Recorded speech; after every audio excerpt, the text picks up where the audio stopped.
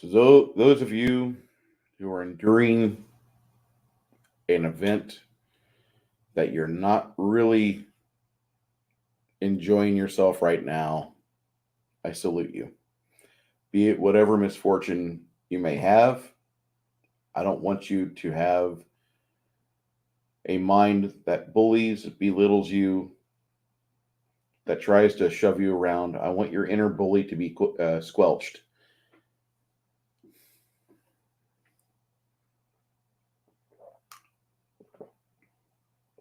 All right. With that toast, well met. My name is Bruce, and tonight's game stream we'll be talking in Gatekeepers about what's going on. And lately, there's been some interesting events happening on my Discord. Uh, one of my friends is going through a rough time right now, and I really don't want to see him go through a rough time. And he's probably going to chew my ass for even putting this out there. But some of you people have had interactions with this character named Shadzar. He's a good guy like we are. You know, he's got his own opinions about the games. He doesn't hate anything after 1999. He just wish it was renamed. He has a more extreme stance than John Schlow and the friends at Legion of Myth. He would really rather them not call it Dungeons and Dragons. It's not. It's not the same stuff that TSR made, and we all can understand that. But I'm going to copy a link here. Hi, Streambot. How are you today?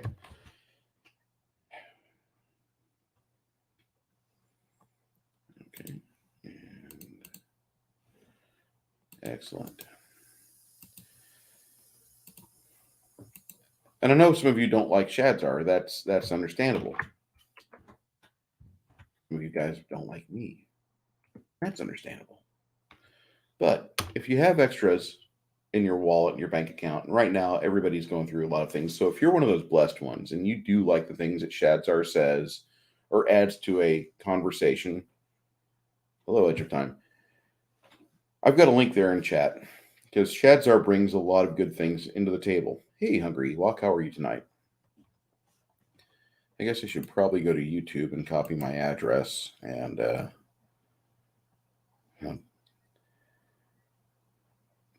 this is why we have a introduction to Makani's stream. He has a minute-long intro.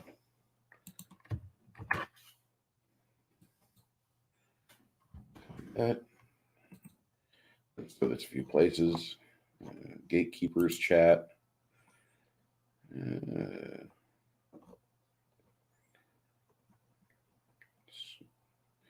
Gatekeeper events. Here we go.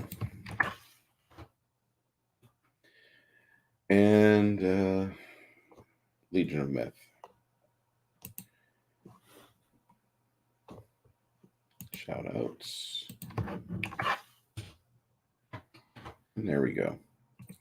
All right, now I can talk to you. Hi, LDG. Hello, Apollo Patriot. Hello, Hungry Ewok. Hello, Shelter in Time and Edge of Time. For those of you else that are unnamed, appreciate you being here. Now that I've talked about Shadzar, he's going through a rough time. If you've got extra money to give him, I'd appreciate that. I'm sure he probably would kick me if he heard me say that, but he's going through a rough patch. I think people that are going through a rough patch, they don't deserve a handout, but a hand up surely gets him going. You know, it'll get him food. It'll give him a fish sandwich from McDonald's. Anyway, okay. So tonight, LDG, how you been? Tonight's topic is you've got a table of players. You have a group of people that are gainfully wanting to play with your table, and they want to spend time with you. You have spent the time and resources to get a table together for your fantasy game, and now you have butts in the seats, be it on the internet or in real life where they are breathing the same air you are, you've got them. Congratulations. Step one to being a successful DM, game master, storyteller, or referee is going to be you getting these people to that point. And step two of this is going to be keeping them there. Now, this is tricky. There's a lot of helpers out there, and aides, helpers, whatever you want to call it. You have the box sets, you have campaign settings that are previously published in other editions, and Wizards of the Coast loves money. So they're trying to get as many people under their 5e tent as possible. Come on, they got to get them, everybody. Got to gather them all up. You got guys like JSG that said, if you're not playing 5th edition, you're going against the spirit of Gary Gygax, which was funny. It was hilarious. And we made fun of the dungeon pastor for a long time. But say you don't like Forgotten Realms. You don't even like Greyhawk. Blackmoor doesn't hold any interest for you. These people at your table don't know what they want yet. You have an idea, or maybe you have an established campaign, but instead, now you're looking at this entire process and you have a world that you want them to experience. It's not a published world. Okay, you're going to lose maybe 1 out of 10 to start. I'm not trying to scare you off. I'm not trying to shove you back into the world of published adventures and modules and campaign settings, because that's not what we're here to do. At Gatekeepers, our intent is to help you develop your style and keep your tables full. Also, it's here to help affect the rationale and critical thinking process of those that attend, because we want you to think things through. We want you to make sure that whatever you're doing at your table would be something that other people would see as a good judgment, a good call. That's it. So you have these people, and now they're here at your table, and you don't want to tell them something like, all right, guys, I've got this brand new campaign world I've been drawing up for the past 35 years, and it's got a lot of backstory to it. So hold on, I'm going to read 70 pages of novella to you so you can get in character. You do that, I swear your table will depopulate fast. Do not do that at all. Do not do that. Do not do that. For the love of God, don't tell your players that! You want to start small. You want to start small. And you want to say, I've got my own campaign world, and here is what we're doing now. And you just kind of drag this hook for just a little bit. You have them do the character creation, and while they're doing their racial selections, you say, there's some additional items I have that are for this campaign world.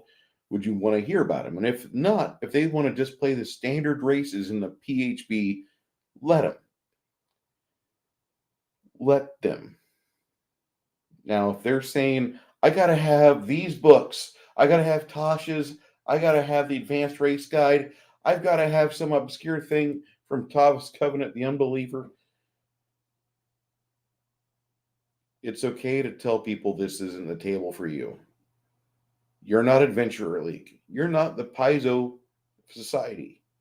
You are not going to have to handcuff yourself to Tommy, who lives 20 minutes away, and he demands that you abide by his player agency. You don't have to do that. There's other players out there that want a new experience.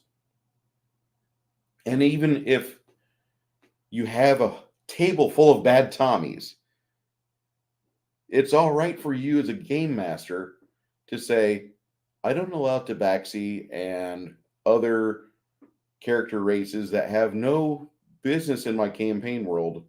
Here's what I do have available. I have these sub races available. There's 7 varieties of dwarf. We have 6 varieties of half orc. We have these varieties of halfling. We have the gnomes, which we don't know how many varieties there are of the gnome, but we know that there's no two that are alike at all. So, whenever you do this, you need to put your foot down and say, here's what I'm allowing. And you handle this before the players fill the seats.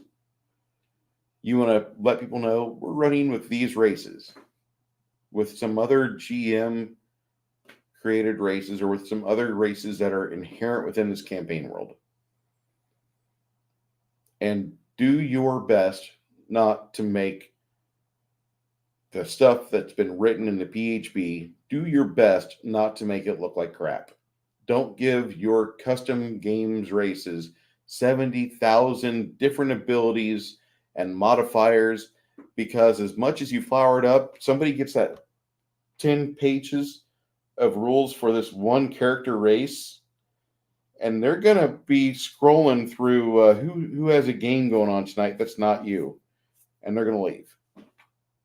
You can't do that to players. You cannot give them analysis paralysis at session 0 or the first time you meet, which is session 0, as you newbies call it. We call it the first time you sit your ass down at the table. You groom them, and what might be even better for that would be for you to not introduce all 17 brand new races for this world, because you've read Talos Lantia and Palladium Fantasy role-playing, and you know how to integrate from the start. Give all the options out there. Don't do that. Don't do that. Please don't do that.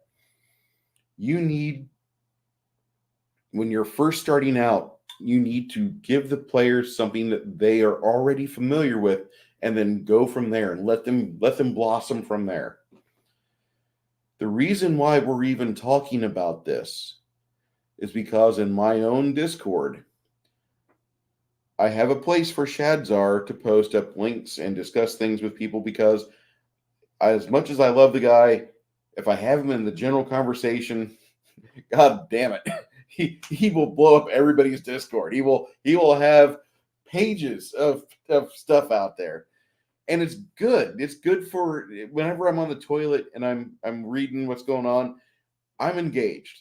I like what he has to say. I like the links he puts out there. He has some shit that Wizards is doing or that Paizo's got going on, and I look at that and I shake my head. Or worse yet, the poor man paid for a Hero Quest Kickstarter years ago.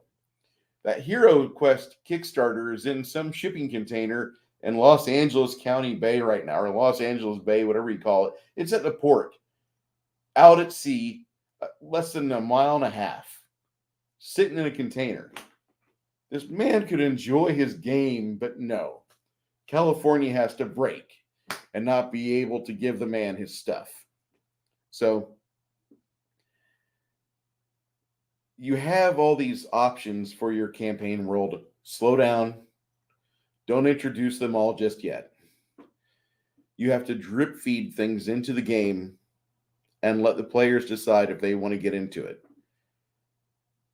That's why it's very important, as much as people hate the story for your campaign world, and this is where you drink.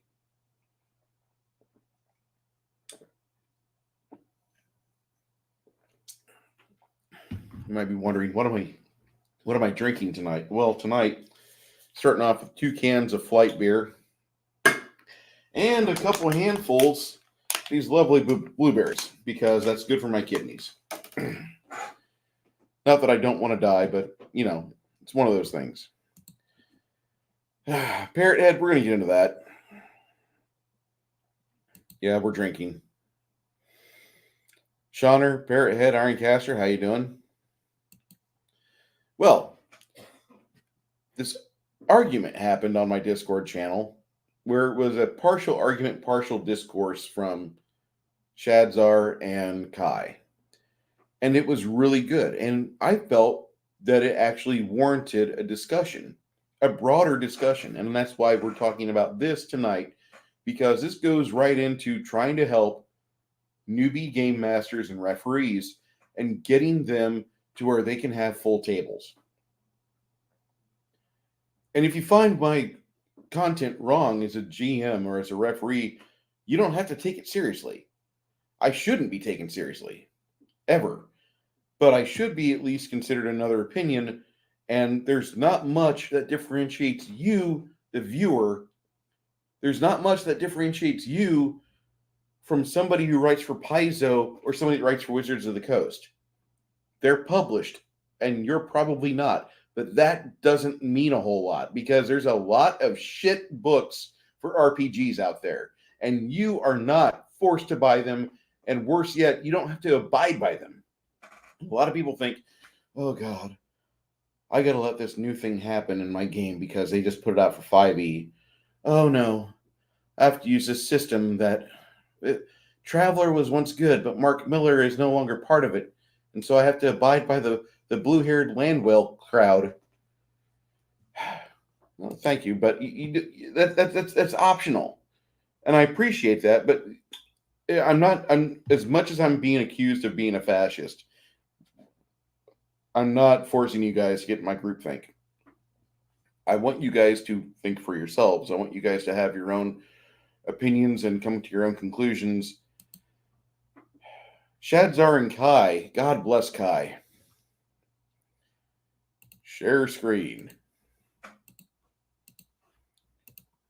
Hi, Bruce. You're in microcosm. Okay.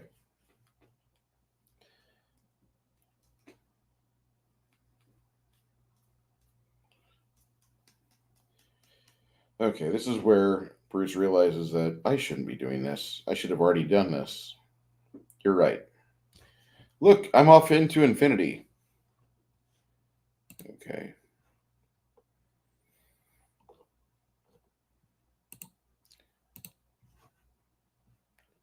Shadzar, I'm going to make you famous. Actually, Shadzar and Graveslug, because Graveslug is kind of new. Shadzar, I'm going to make you famous. And I would love it if Shadzar actually got a gig to where somebody would send him a dictator, not a dictator, a dictator, and they would type everything he said. Because one, his spelling is atrocious, and I'm not going to fault him on his spelling. He's a good guy. There's plenty of authors that can't spell where the fuck, and spell check has saved them from not being on the bestseller list. But hey, parrot head, yeah, I'm a boomer. We got this talk here where we have Shadzar trying to explain to Kai, slow it down, because Kai's got a campaign world where he has had 21 years of campaign history. And every semester, he starts a new campaign. And that's kind of intimidating. Kai didn't think about that yet. What Kai did is he just went on ahead. He's just a fucking champ. God bless Kai. But, like, seriously, the dude does not have chill when it comes to game. And I think that's kind of important. If you're going to be a dungeon master, don't have chill. First off, you're not the player's friend. For the portion of the game you're running, you're a judge. That's why they call you a games judge in the old days, or a referee. Now we add cranberry to my beer and blueberry mix. Okay. So Shadzar's talking about this, and I'll get the link here for y'all. Invite my...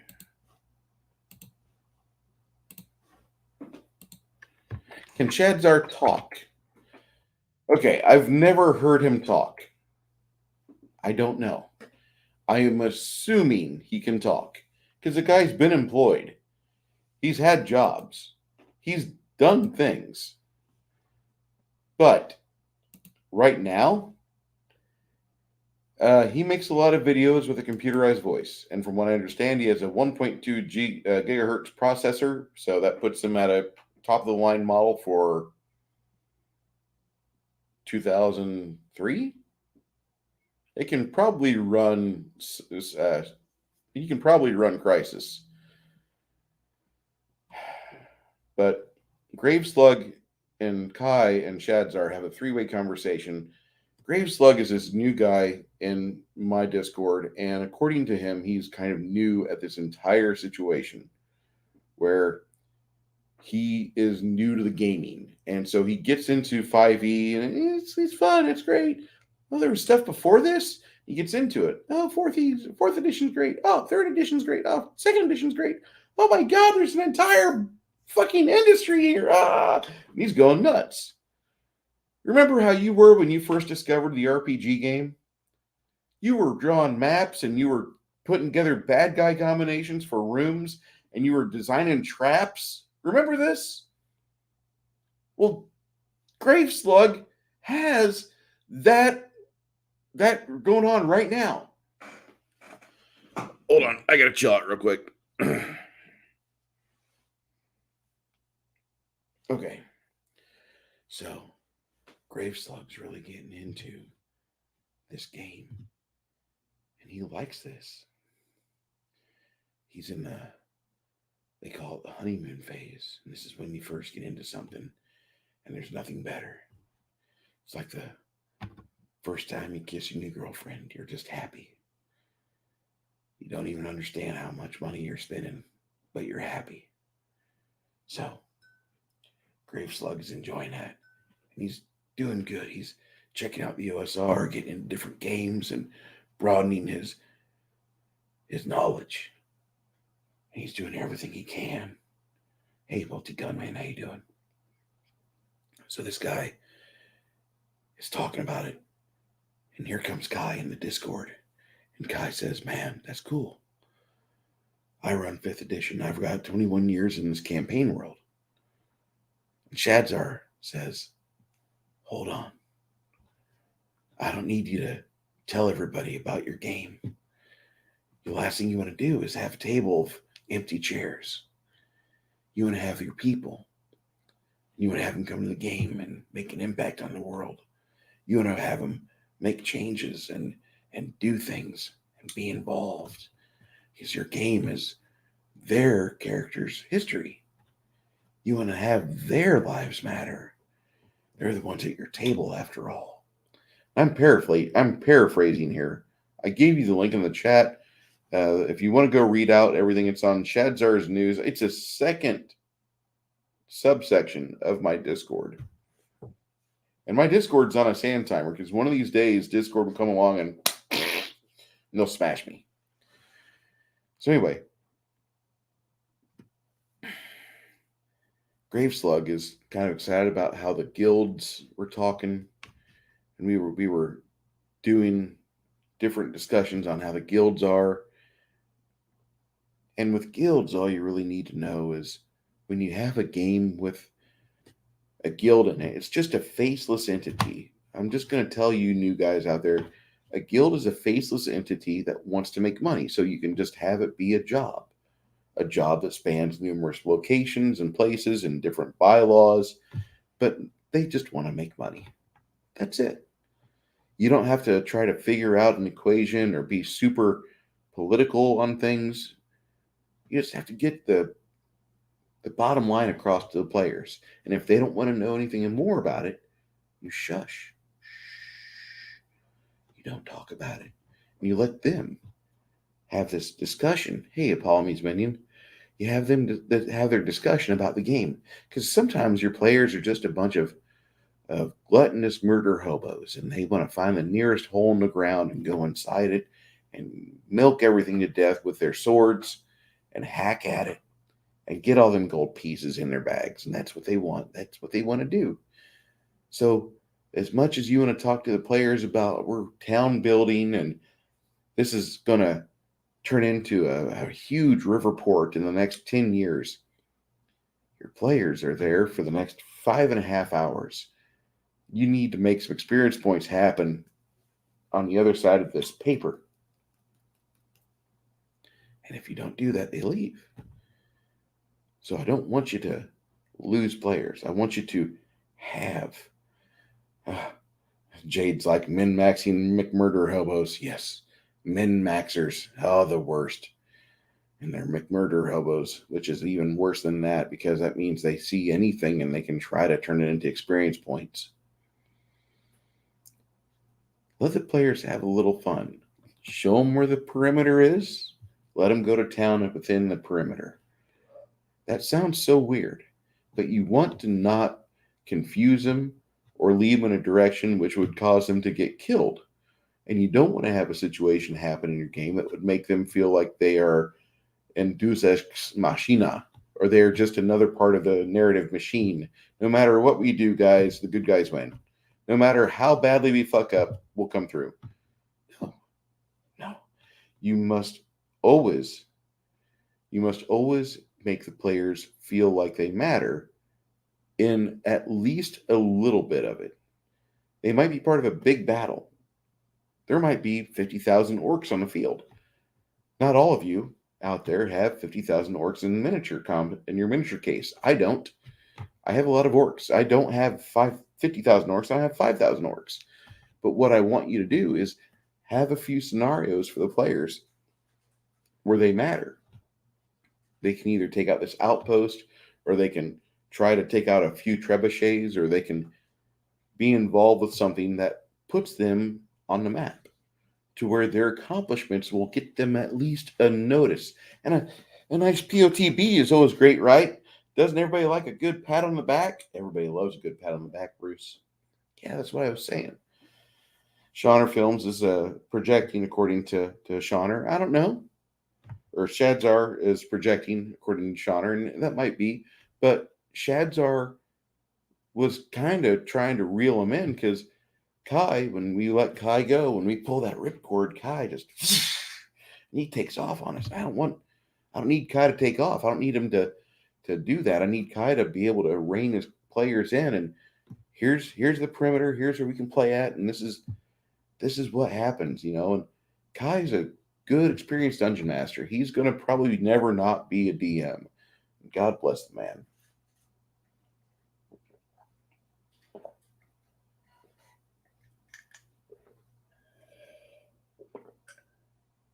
I think he likes it.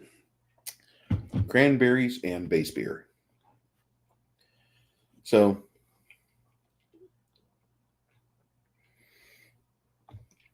Graveslug talks about a lot of things. There's apparently a Gygax 75 challenge by Ray Otis.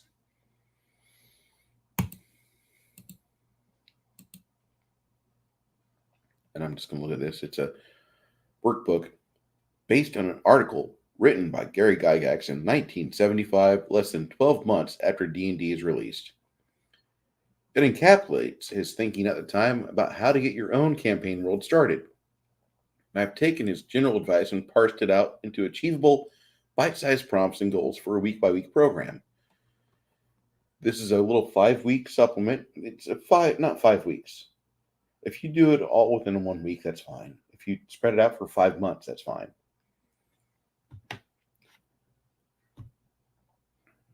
Whenever I'm talking to newer GMs, I want you to understand that whatever timeline you put yourself on for your table is nobody else's business. You abide by what you have to do.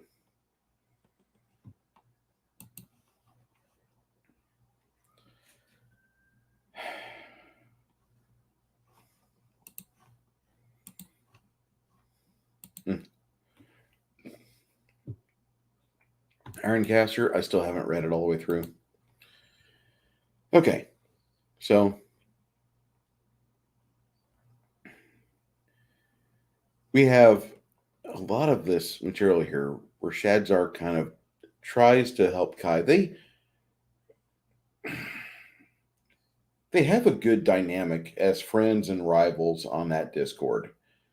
And for people that are interested in game design and game theory and narrative theory, I would say read as much as you can. If you are Graveslug watching this at a later point, or if you're in the stream, that's great. But if you want to read 20, 40 books on what you need to do as a game master to get your players to stay and go through a few campaigns with you. If there's 20 books to read and you have the time for it, do not hinder yourself. Always open yourself up to reading or listening, because there might be something within that session where the speaker has your ear, and you might pick up a couple grams of knowledge that you didn't have before, or worse yet, it would have taken you years to develop it yourself through trial and error. I'm not saying that your opinions aren't valid and your own experiences are not valid. I didn't say that. You, as a judge or referee or dungeon master, will need to educate for your table. So there may be things that I say that won't pertain to you today. But you're going to find that as you play and as you get years and decades into the hobby, you will want to actually look at other people's thoughts. You'll want to read blogs. If you have the time to read the Alexandrian, if you have time to go listen to Dungeon Craft or Professor Dungeon Master, you're probably going to get some worthwhile nuggets of gold out of those hills. Dying of COVID. Anyway, so that was part one of what I wanted to talk about tonight. And I know that is a long form of me discussing some things. Shauner says, these days I tell new players to watch a recorded actual play on YouTube, and I hope they don't leave the hobby soon after. Well, I don't know if I would put them to an actual play.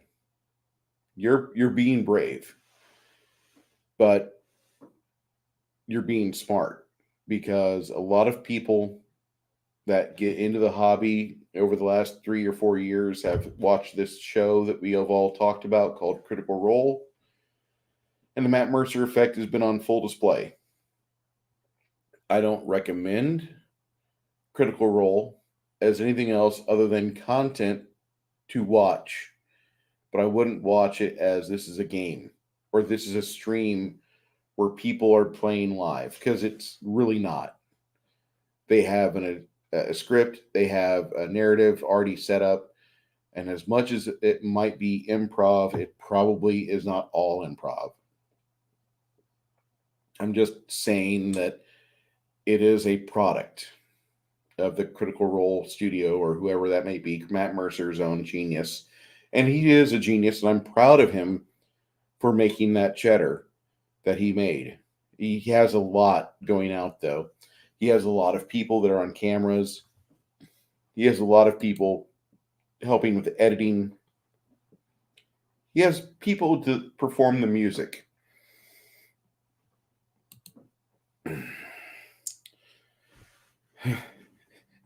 Shauner's like, if they come back asking, what the hell did you send me that for? They don't want to go the path into gaming. Jade says, I have not seen Critical Role. Oh. That's weird. I've watched a couple episodes, and they're entertaining. They're okay if you can accept it. Like somebody says, "Oh, if you want good comedy, there's Big Bang Theory," which that will probably get some people. That will probably net a group of people, but more than likely, it will not net people that know what good comedy is. It will appeal to certain people. It will definitely be marketed to certain individuals, like the parents of geeks, like my own experience, because my parents seem to think that because they've watched Big Bang Theory, they know how a 40-something-year-old man, almost 50-something, is, and it's kind of weird.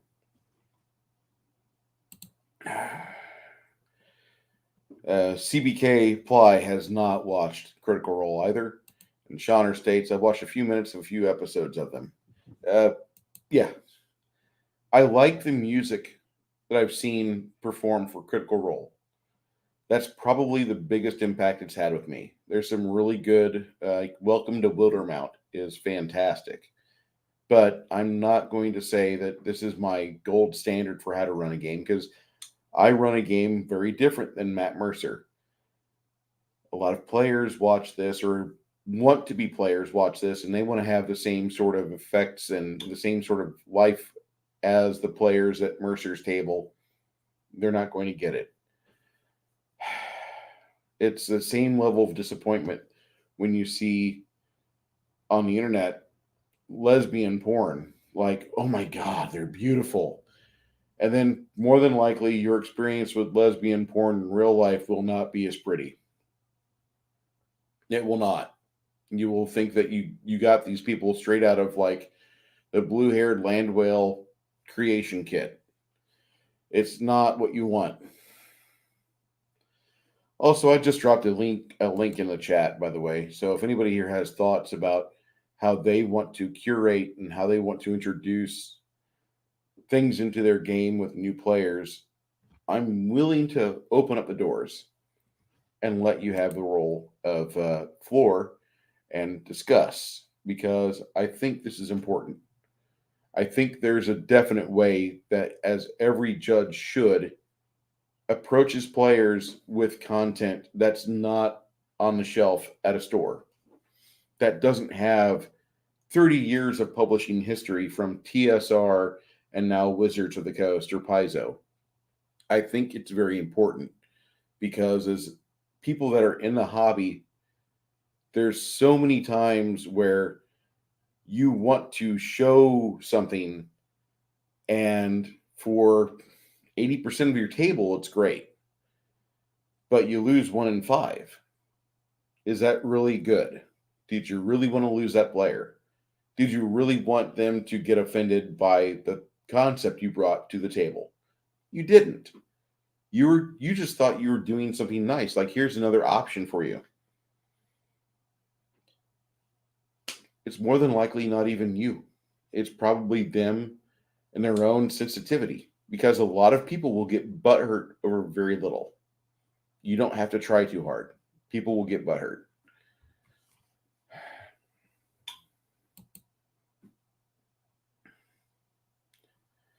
Yeah, Big Bang Theory is just like the D&D cartoon from the 1980s. It's really not about D&D. It's about the kids that play D&D or knew of D&D. Like, when that show was on from 83 to 86, I think I played D&D a couple times on the bus ride home. And I was a little upset that I didn't get the chance to actually have a good character, because we were rolling 3 dice 6 and trying to keep the die on the seats. That really didn't work well. That did not work out well for us.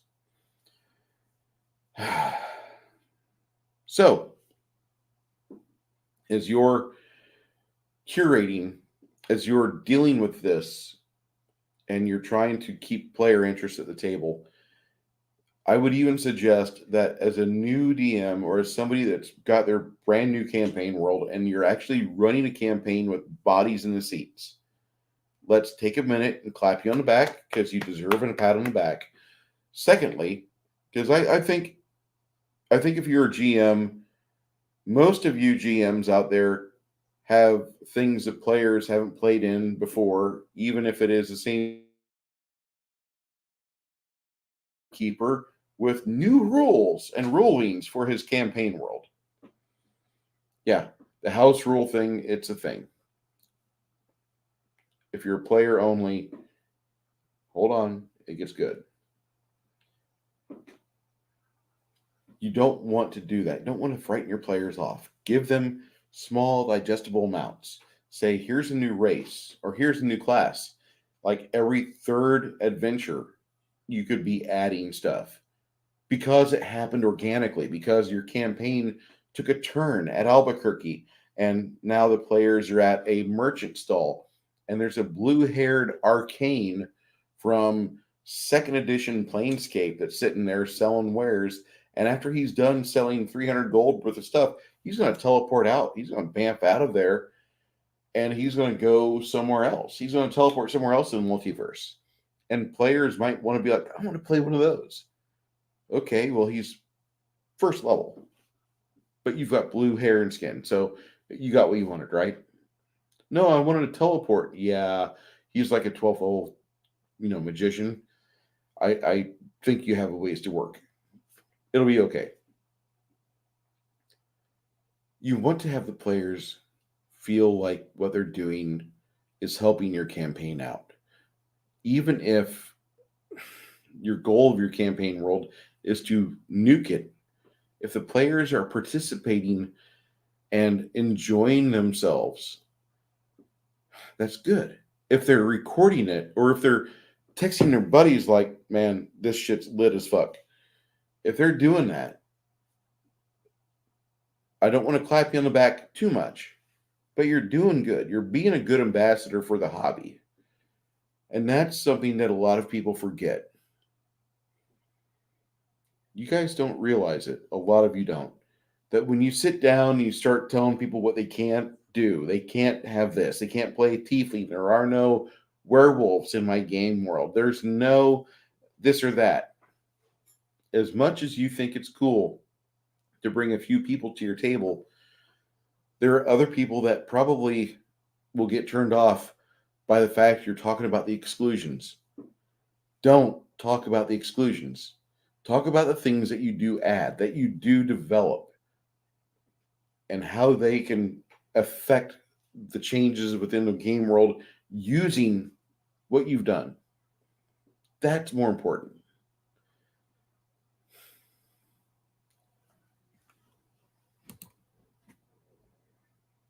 In the old days, I didn't tell new players about all the lore of Traveler. I wasn't good in explaining it anyways. I understand that. Well, I wasn't planning for tonight to be that long of a stream. I'm going to cut it at about an hour. If anybody has any type of discussion they wish to bring, here we go.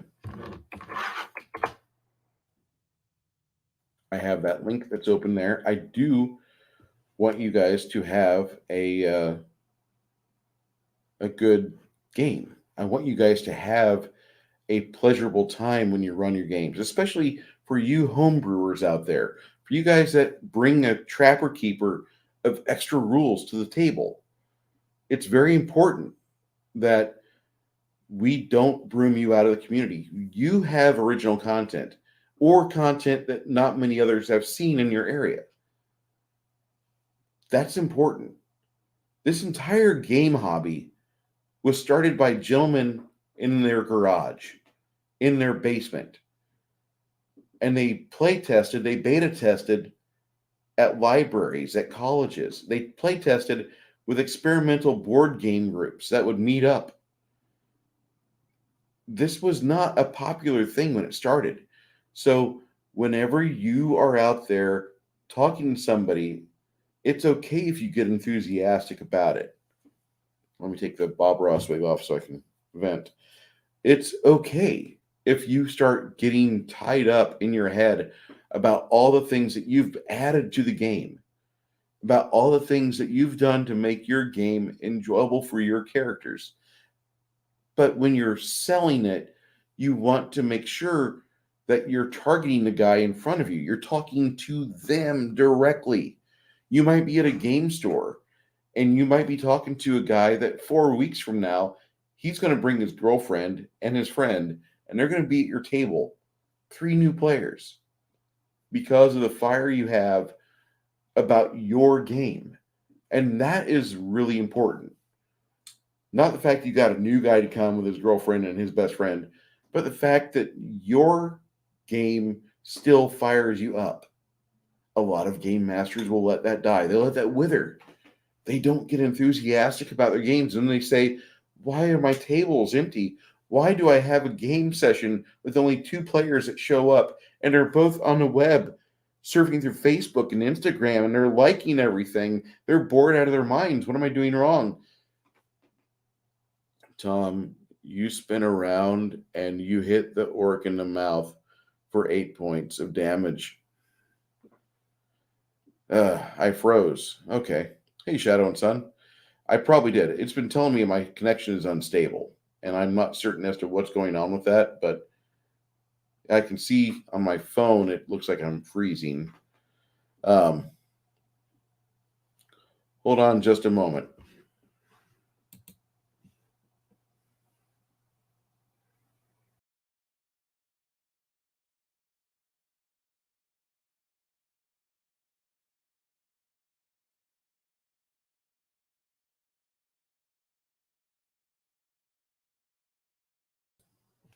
Okay, I had to do a test, and I'm sorry about that. I'm trying to get there. We go. I had to reconnect. What I've been saying is that there's a good time. Hey, Shauner's in here. Hey, Shauner. Hello. I was mainly just trying to catch up because apparently I froze for a second, and I just wanted to impart to the viewer that if you're talking to somebody about your game, be it whatever system it may be, I want people to not feel ashamed that they get turned on or excited about talking about their game. Somebody might really enjoy running DCC. Somebody might really like running Shadowrun. If you have a campaign that you have a fire for, fly the flag. How are you tonight? Pretty good.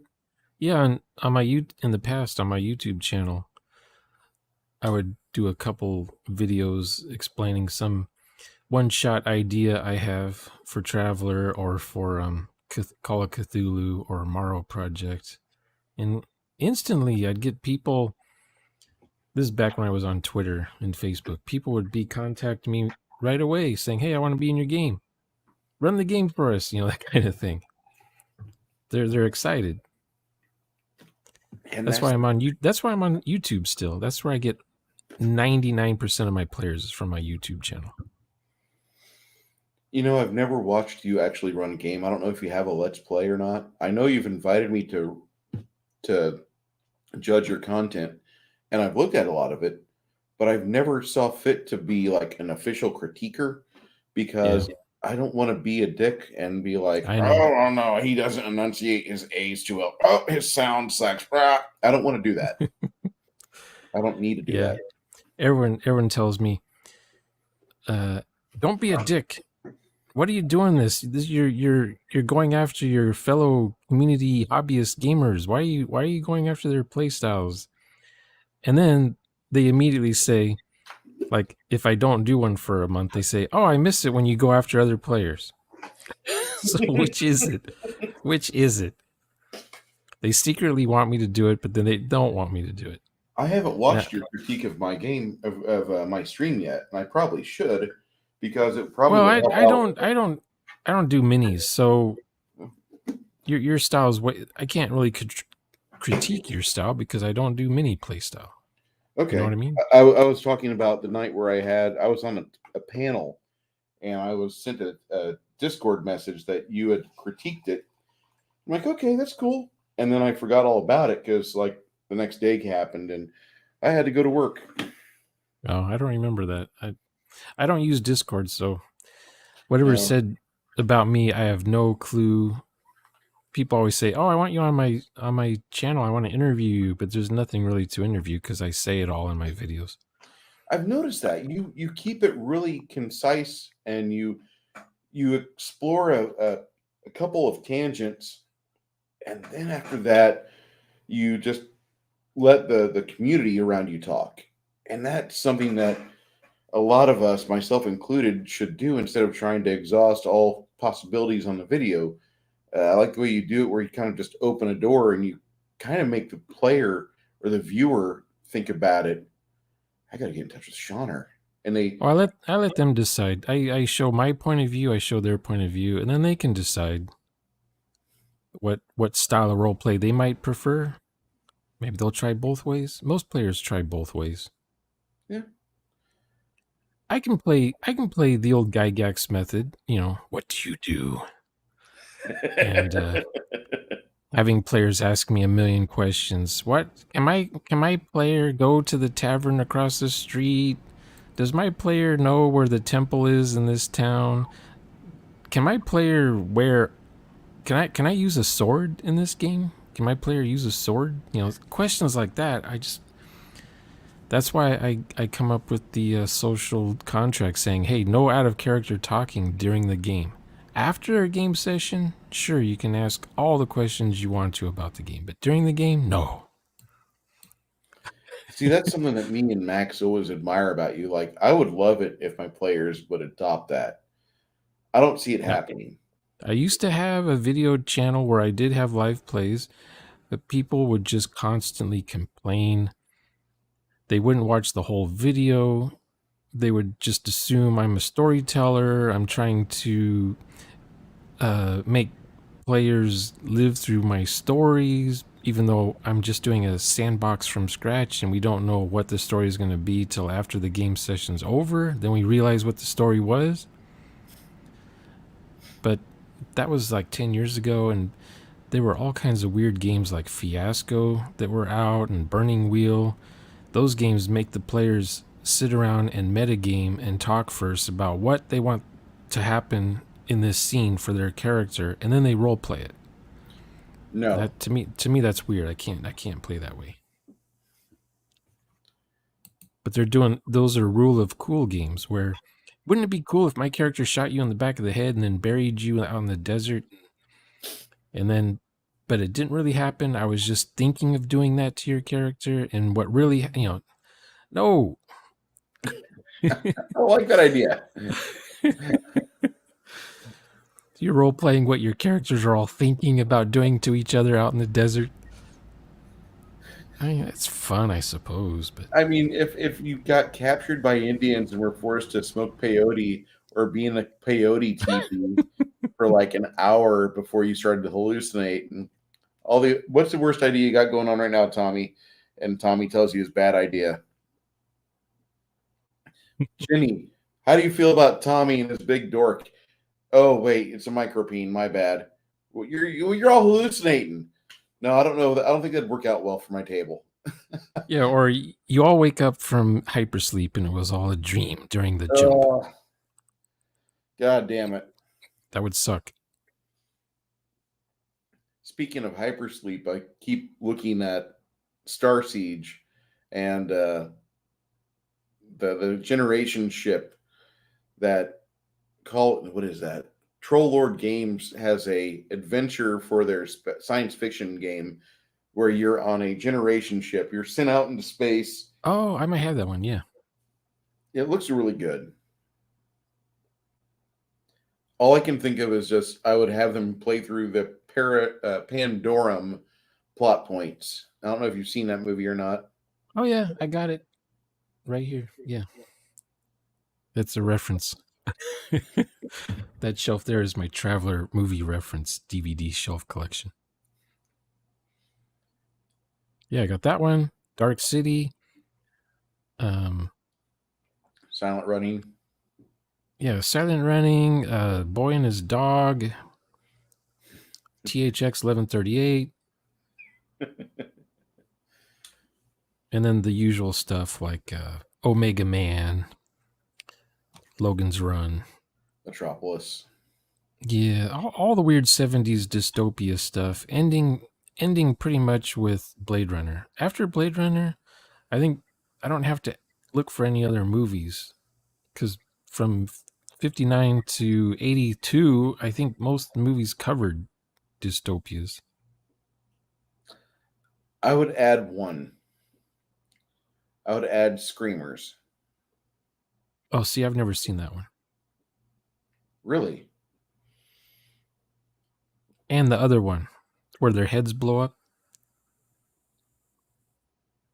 Oh, that Ironsides guy was in the movie. Yeah, Michael Ironsides. And they're using their brains to kill each other.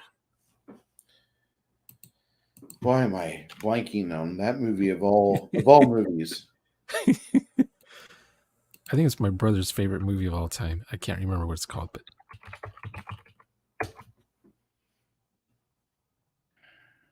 1981, 1980. Yeah. 1979, 1980, something like that. Oh. It was one of the last good movies where they used actual makeup to get their brains to explode and stuff. This guy on television, he's like, his head just goes. But the zombie movies took over, so everything after that was zombie movies for a while. Dan O'Bannon did his Night of the Living Dead or something. Scanners, that's it. What were those series of movies called where the teenagers go into the army base and they find zombies frozen or something? And it's the first time you hear the zombies say, Brains. I don't know. The I've Return of the Living Dead. That's what it's called. okay. That was the series. There's like 3 or 4 of them. Yeah, there's a Living Dead series of movies. I've watched a couple of them, but I I haven't seen think there that was one. the one girl. She's turned into a zombie, but to remove the pain of eating flesh from her mind, she would pierce her body. So she was always concentrating on something else than eating her boyfriend. So by the end of the movie, her whole body's all pierced up and tattooed up, and she's goth, and she doesn't have any hunger pains. She's not trying to eat her boyfriend.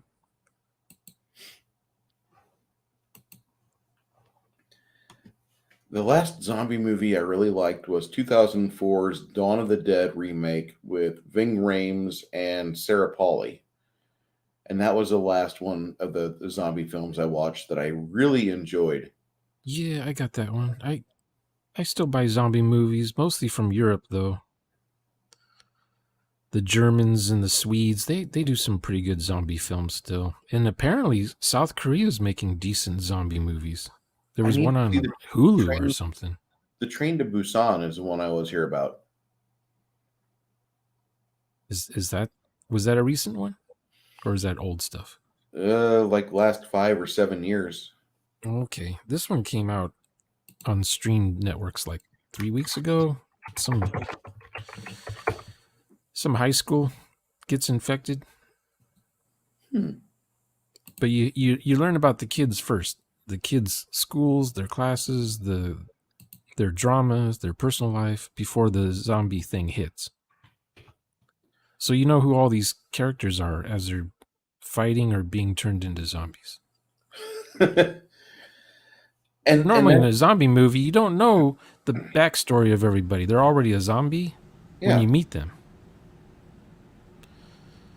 hate And that. there's like, you might find out, oh, that was the guy they found at the gas station. That's his backstory. He was at the gas station before the zombies got him. Or he Very was in great the barn. detail. They were living in the basement before the zombies got them. That's their backstory. You know, when I do Traveler, I try to get players to give me at least 2 sentences for their backstory.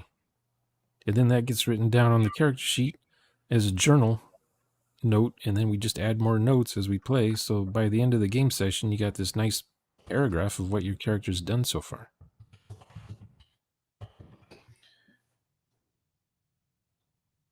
I think that'd be pretty nice if I could have just 2 sentences from every character at character creation. Give me just a character bio, elevator pitch. Yeah. That, You don't want anything more than a paragraph for backstory. Otherwise, it's going in the trash. You know what? We just came up with a new backstory for your character. Here's 17 pages of backstory. You were found frozen in the cargo hold. That's your character.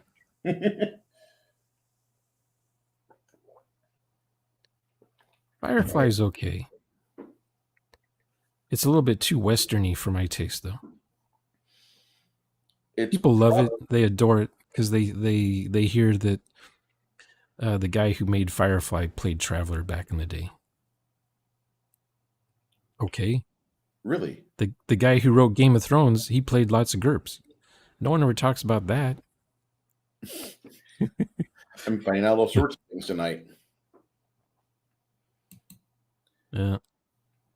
But they think, oh, he played GURPS. That must be a good game system. Fine. Have at it. Play GURPS.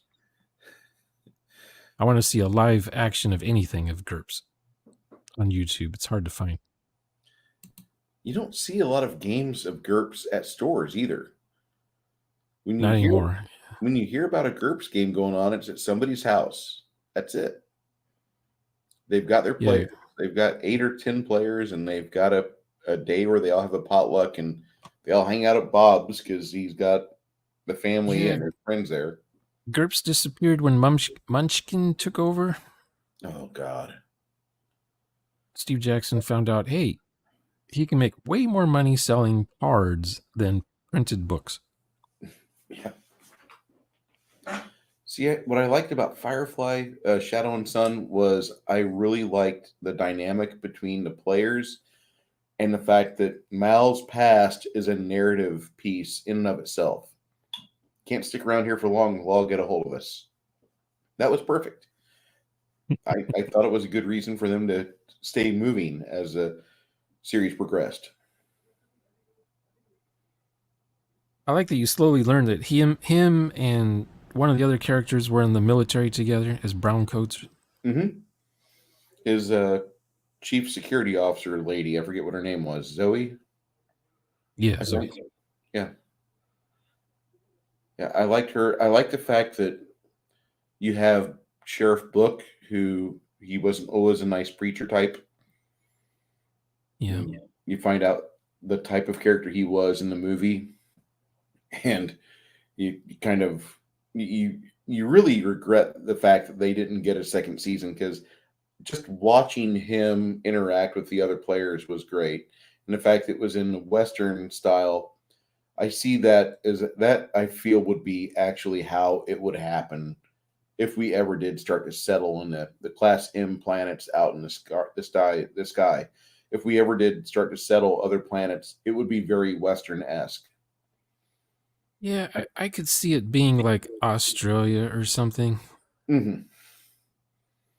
Yeah.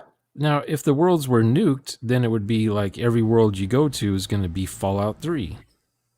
No. But if the world isn't nuked and it's just low tech, then yeah, it's going to be horse buggies everywhere.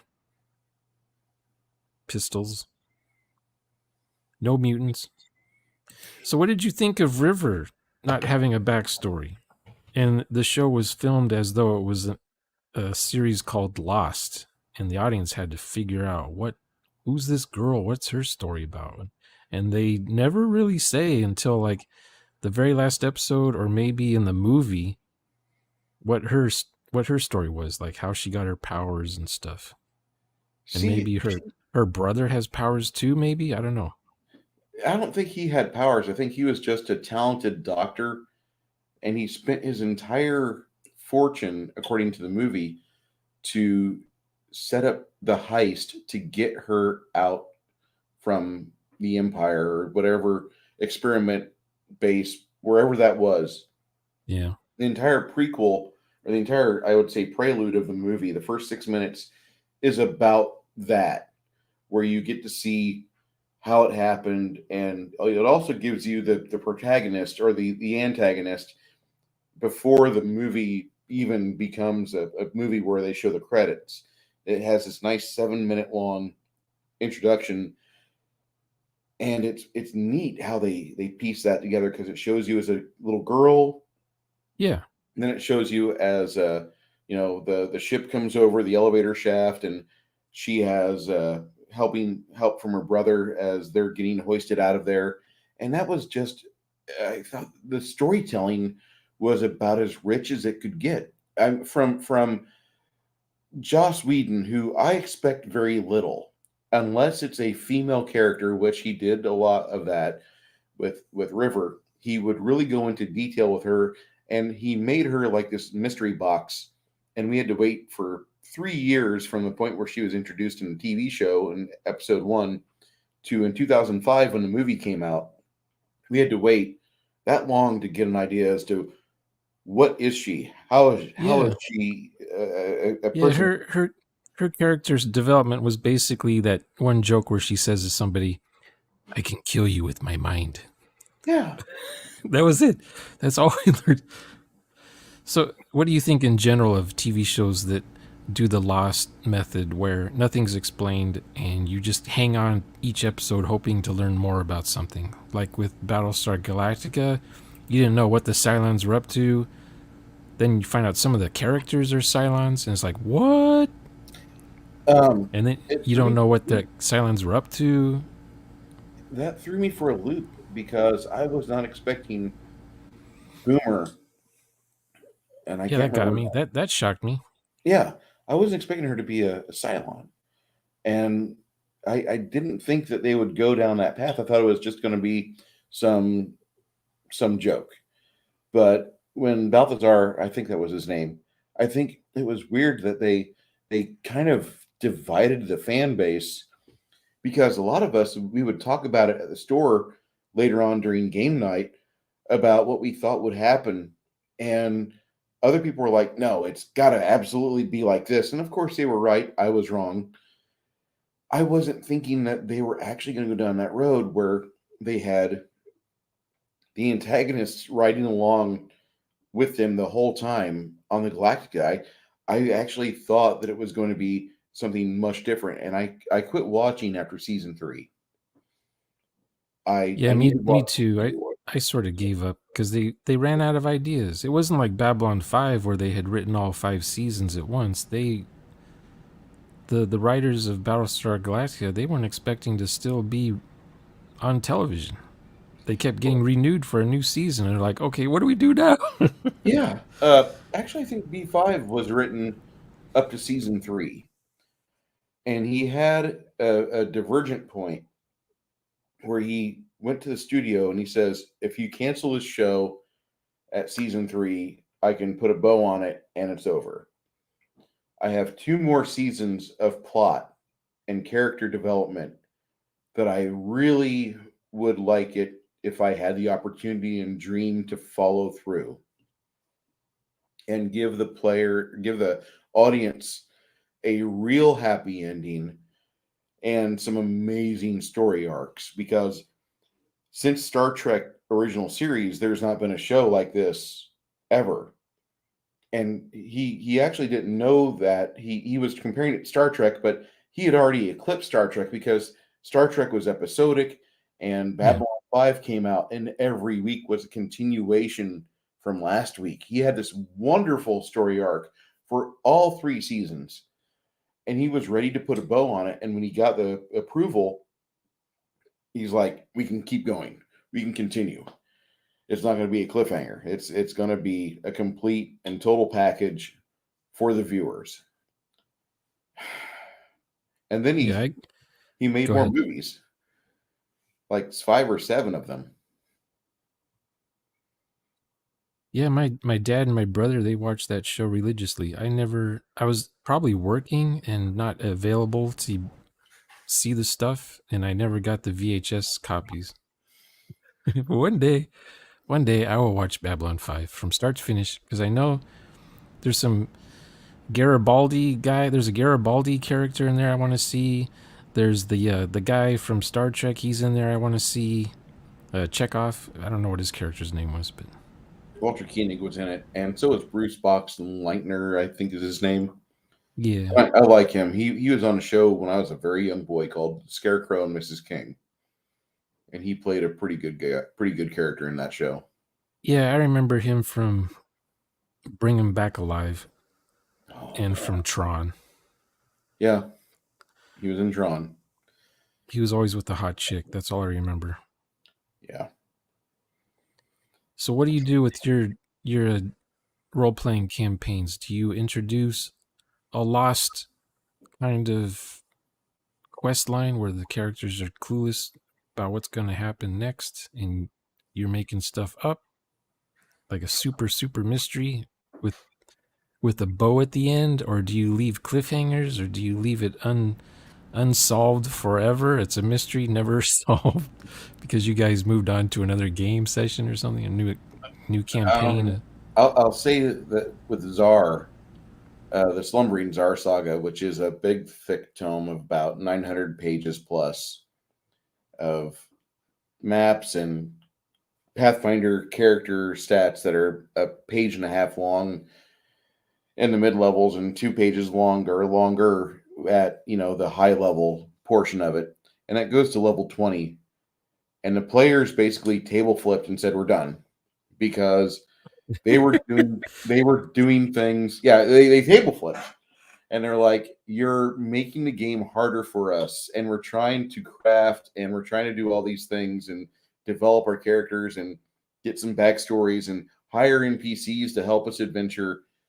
And I wasn't really letting them have the easy way out. I had a time plan for things. I had a there's events that can happen in the game world that you can help use to augment your players' decisions and get them to action faster. And they were trying to take 3 months off at a time and go crafting and try to find artifacts. And I wasn't going to have that. I really wanted the players to get back to the focus of the game and start doing what you're supposed to. And they wanted to sit around for 4 hours per game session, and they finally got tired. I was running like 8 and 9 hour game sessions, and we were only doing 2 hours of adventure. Oh, we did our one combat. Let's go back and heal up and rest and recoup our wands and go charge up our scroll case. I'm done. They table flipped it. They're like, this is ridiculous, because every time we encounter a boss of a level in this giant tower of death for Orcus, we're getting just punched and rocket tagged, and we barely scrape through. And I'm thinking, isn't that what you want? No, we want to win. You're not going to get that. Well, we're done. We're done. What do we? What do we? Tell us, GM, how do we win the game? you you don't really win the game. You have a campaign with a happy ending, but that means that you achieved at least 2/3 of your goals and you survived at the end to retire. Oh, that's who he married. Wow, that makes me feel super old, because I remember when Laura Ingalls Wilder was super hot. Who Oh, that played in Laura Babylon Ingalls. 5? I was trying to remember who Laura Ingalls even was. She was on Little House on the Prairie back in the late 70s. Yeah, I remember now. She changed her nose or something. Looks totally different now. Yeah, a lot of Hollywood does that for no gain. Why do they do that? I don't know. They look like they look like circus freaks sometime, like Well, Tara Reid. like okay, like Ferris Bueller's sister. She did it. Now she looks ordinary. She looks plain. Yeah. Yeah, exactly. You table flipped on me. Okay, well, you guys quit. I didn't quit. That game's still sitting there. You want to play it? We'll play it. Table flipped. I've never had a table flip, but I've had characters just lose it. Like somewhere along the way, I'm after 5 hours role playing live at 2 a.m. my time, I'm tired and I'm starting to lose track of what's going on, and the players are role playing in character, and I'm looking up this is when I allowed private chats in the chat thing, so players were chatting to each other about what their characters are doing. So I'm reading through the private chats and all this stuff, and next thing I know, all the players in the game were gay, and they're all doing each other in the shower, and I'm like, okay, we have to quit. And YouTube struck that one for sure. So I don't know what happened. I was reading the notes and the chat, and I wasn't paying attention to what their characters were saying, and they went from a ship. They were going cabin fever on the ship. I know that, but they all went gay. I thought they would eat each other as cannibals, but no, they went that way. So yeah, that was on my old channel that I had to delete. It had too much violations. Because that was when YouTube was doing their the Big Purge or whatever it was called. Mm-hmm. That was one of the channels that got done. Really?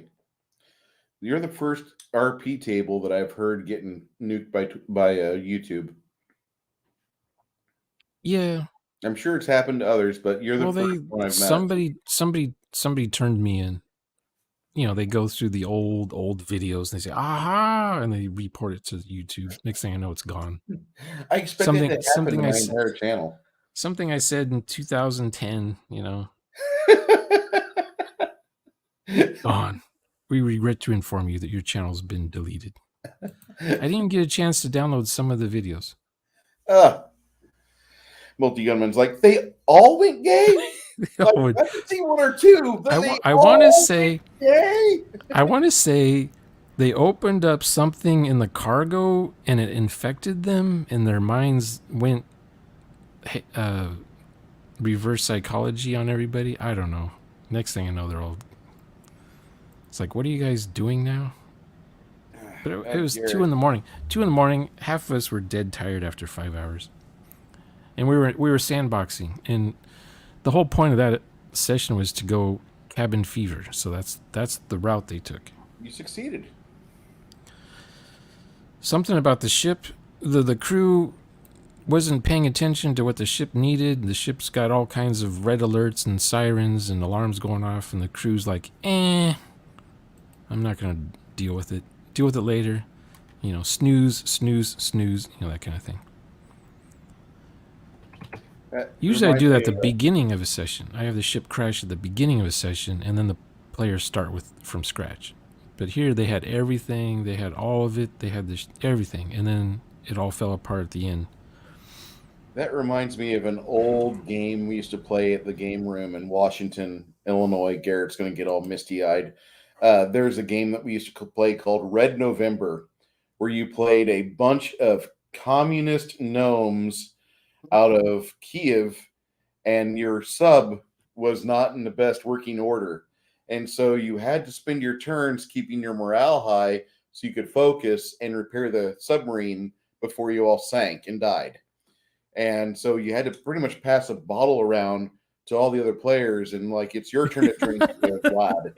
Boris, you get next drink. Help me tighten this bolt, and you're trying to roll a die, and because it's communist Russia, you're not using the right tool for a job, Yeah. and so you all died. We never beat Red November. That was a game nobody lived.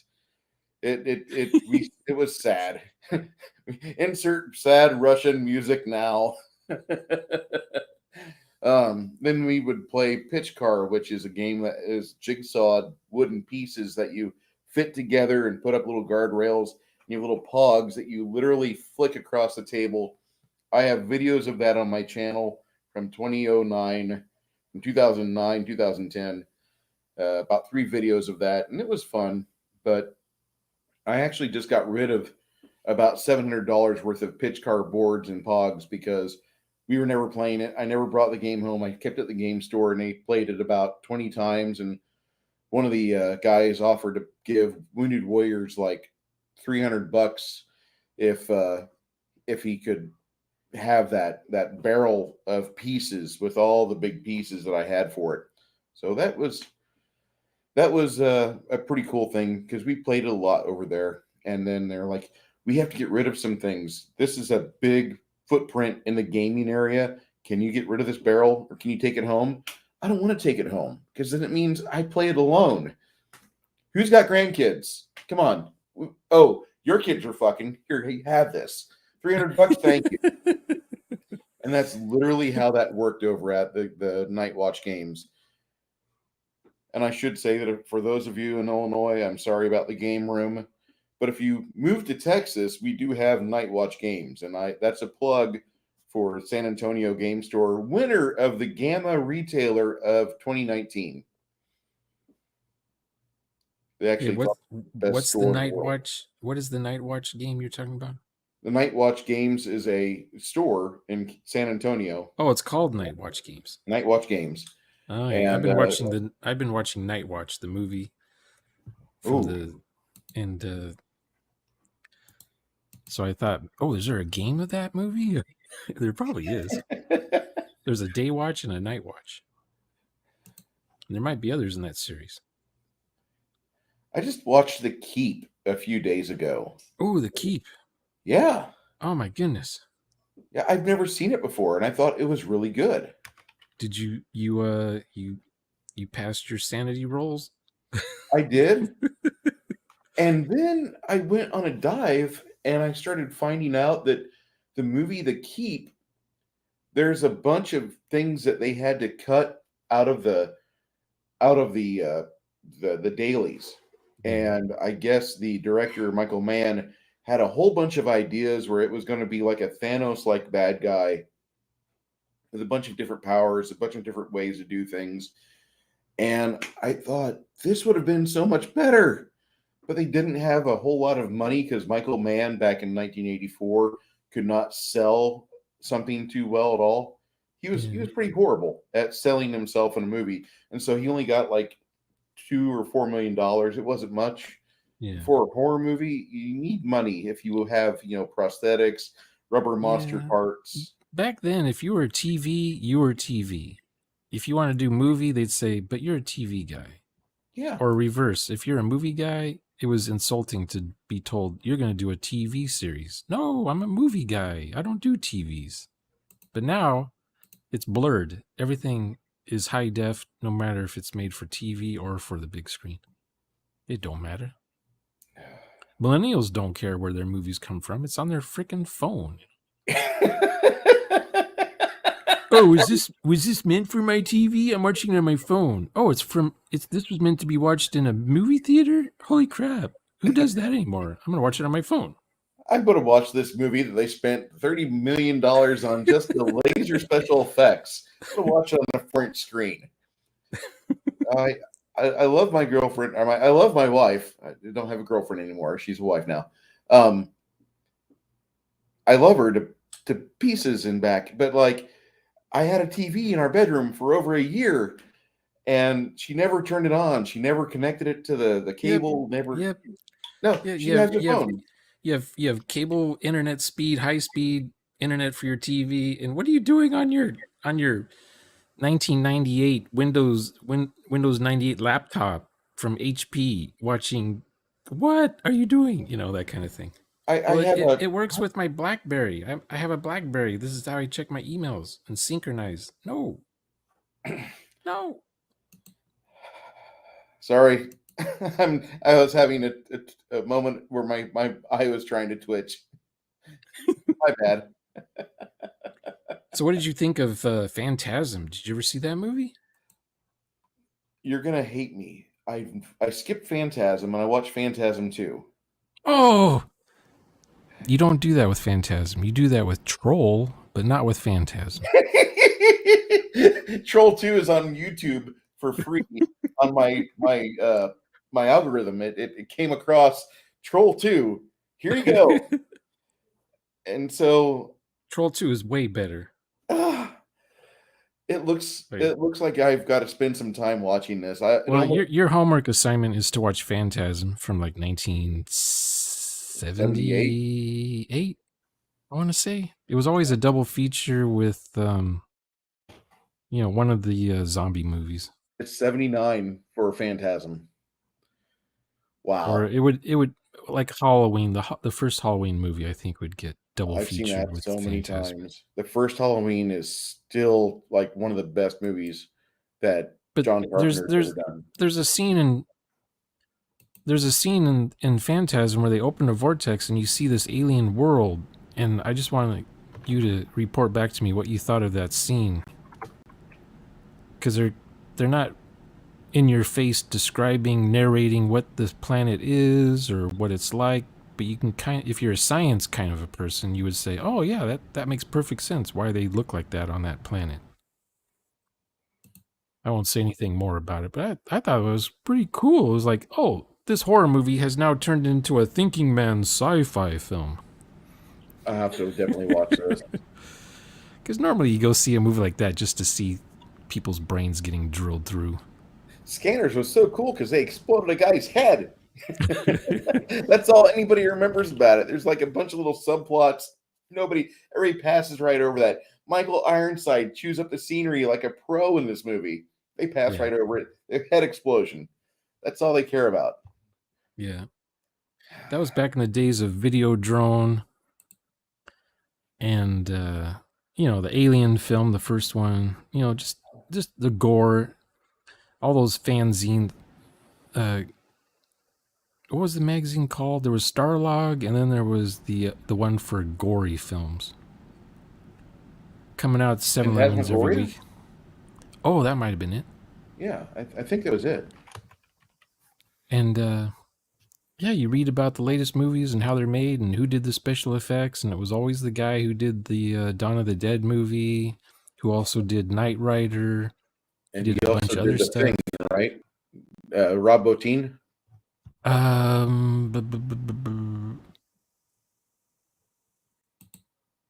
I want to say the guy who did The Thing also did Werewolf in London. What was his Now I'm name? curious. Anyway, Rick I Baker? I want to say Rick, Rick Baker. yes, Rick Baker did that. Wow, I really didn't realize I knew that much about the movies, but 1980s films I'm a fan of. But after The Hitcher and The Blade Runner and the 1984 version of 1984, I kind of just got burned out on films. And then RoboCop comes out 3 years later. I'm like, what?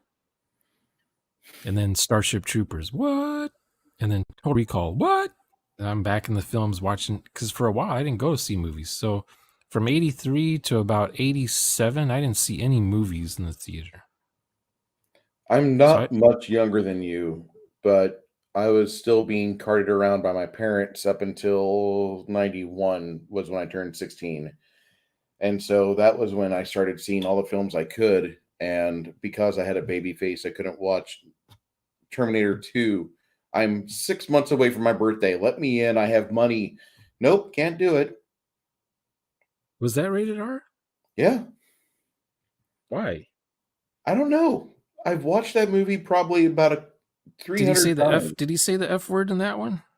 I'm guessing that would be why it's rated. I There's boobies in the first Terminator. I know that, Yeah, yeah, her boobs, but then but it was Edward artistic. Furlong They drops were the F artistic. bomb. He Yeah, drops the F bomb. he's like Furlong he's does. like, "Fuck you, asshole."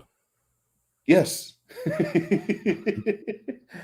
There's a new movie that I just saw on my YouTube feed, but I have to pay for it called uh, The Dreams of Tomorrow or something like that. It's like a 5-hour documentary on films from the What? 80s. Are That you sounds familiar with it? cool. I Yeah. haven't heard of it. Is it one of those future perfect things where this is how the '80s thought we would be now, Yeah. and it never happened? None of it happens. None of that happened. It We're had still trying to. We're still waiting to go to Mars. They've got interviews with like Billy D. Williams and Lance Henriksen and Steven Oh, that's neat. Spielberg, and it looks like a really good documentary about movies from our childhood, which you were a young adult maybe back then, but it was such a good-looking Yeah, I trailer was for. Go in the ahead. '80s. I was in my 20s. Okay, I didn't hit that The till '80s were 95. awesome. Yeah, I Everyone love had a the. job. Everything was awesome. The women looked awesome. It was a first. Everyone tried to look like a Charlie's Angels girl. I mean, it was awesome. Nowadays, women dye their hair, gain weight, pierce their face, try to look as ugly as hell because they're told in college that men are all rapists. So what do? I know. They won't rape me if I make myself look ugly. So Ugh.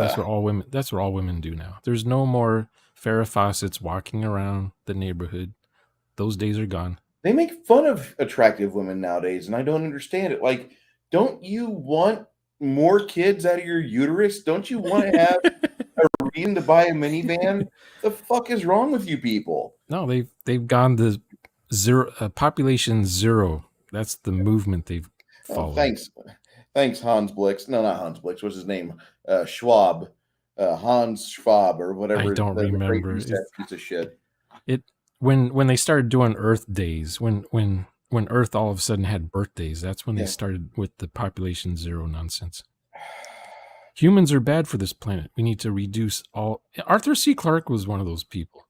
He said one time, Earth would be so much better if the Earth population was reduced down to 10% of what it is now. How would you And get things done with 10% of the people? we couldn't.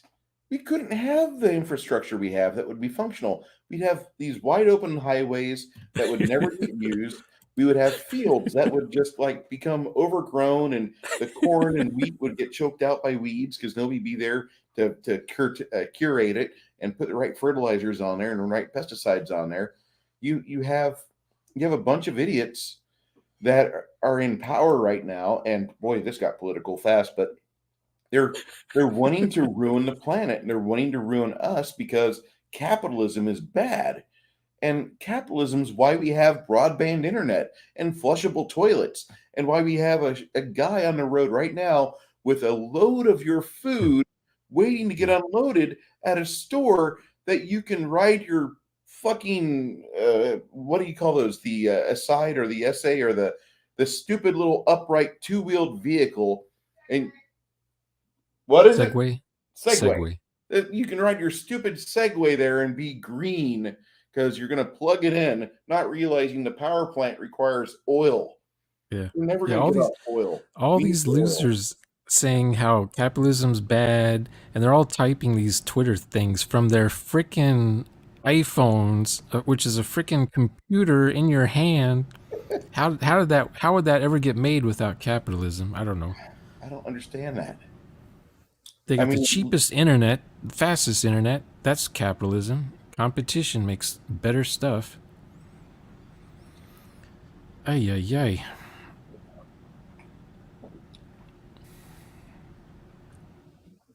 Anyway, yeah. Well, everything's political. It's just it's always under the layer. You know, politics is always underneath something, and once in a yeah, while it comes out. and that's why our current society sucks, because we can't have a conversation about games we like and how to improve your games at your table. You have a conversation for 20 minutes with somebody and you're talking about why you think that Alex Jones is right and how come the Alex Jones jar you have sitting off to the side is overflowing with pennies because he's been right so damn much. And you yourself, you've got a lifetime supply of aluminum foil to wrap around your head whenever you go by an airport terminal with all 40 CNN televisions blasting you for how terrible you are for being white. Oh, my bad. Well, remember when D&D had boobies in it? God, what was a it was so wonderful. We had a game where the art director could have an erection in the morning and nobody would care. Yeah, Like, good for I was you. shocked. I was shocked that I could go and buy, if I wanted to, I could buy Advanced Dungeons and Dragons First Edition from a bookstore, from a game store, and it wasn't in the over 18, or was it 18 and above aisle. It was just with the regular role playing games. It's like, what? Because to get an epic illustrated comic from Marvel that had boobies in it, I think you had to be 18 or over to even buy that. I I haven't had that happen at a store since 2002, I think was when the Book of Erotic Fantasy came out for 3rd edition D&D, and all of my nerdy friends gobbled up that book so hard and fast. And then for like a weekend, nobody talked because they were busy trying to figure out how to optimize their characters. And when we started playing the game, we didn't change our games at all, but the games became more sexually focused, and we had all these varied ideas around the same table. I didn't have the book; my players did, and they started asking me questions like, "Can I get an erotic massage for an elf?" My L3 lumbar apparently Oh, printed the okay. book. I vaguely remember those rules. Yeah, the book came in a aluminum foil wrap. You couldn't open that. You had to buy it for 40 or $50, Oh, wow. and it was not a cheap book. And they had rules on how to have an orgy at your table that I was later shown, and I was that was me. What? You guys want to have sex with all five of these various people right here all together? And These then were the social the days. contract was born that day. Yeah. That was where the X card was played. That's when you say, "How are you guys going to do sex? Are we going to fade to black? Hopefully, when you do this sex stuff, or you have to role play this, or what? You know, can you turn your microphones and cameras off, or what? What are you going to do?" So usually you fast forward, skip, skip, skip. The next morning, what are you guys doing? Skip. You're still doing skip, but you agree to that. That was back when we had Google Hangouts, and Hangouts was secretly listening in on everyone's sessions. That was when Google was trying out their audio recognition stuff, which they still use today. I mean, if you have closed caption enabled on your channel, it'll put the closed captioning of whatever we say. Just make sure you don't say the plague word that's been plaguing us for 3 years. You can't say that word, or you get struck by YouTube. Yeah, I don't have closed captioning available here, which is probably I don't have better. it. I have it turned off on my channel, I think. Once in a while, YouTube out of the blue just monetizes one of my videos from like 5 years ago and then puts closed captioning on. Like, what is this? What are you guys doing to me? Who's getting the money from this video I made 5 years ago? I don't understand. But I haven't read the user license or the what do they call it? The your agreement that you make with YouTube every year around this time when they update their policy. I never read those things. So I'm thinking they have the right to go back in your history and start monetizing stuff you said 10 years ago. Oh God, I'm never And going to then get and then money on this. at the bottom they link t-shirts for sale. And I was like, okay, what did I say in this video to trigger me selling or someone YouTube selling sandals and coffee mugs and mouse pads based on what we talked about 10 years ago in a video? I don't understand. This is a way to trap me. I think of deleting the video and then re-uploading it and say classic video, re-upload. Because I don't monetize my channel. I don't want anything. I mean, unless I'm using music from somebody else, then yeah, I have no problem with them taking money from me or for me or what do they call it? I don't get the money. They get the money. I don't get any money. Yeah, If I use I someone, haven't got no dime here.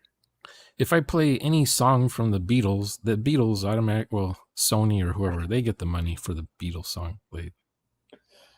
And then my viewers have to put up with 2 or 3 commercials if I do that at the beginning of my video. And I would say this is an ideal time for me to say my YouTube premium subscription has saved me from watching videos of ads that I never have to skip through.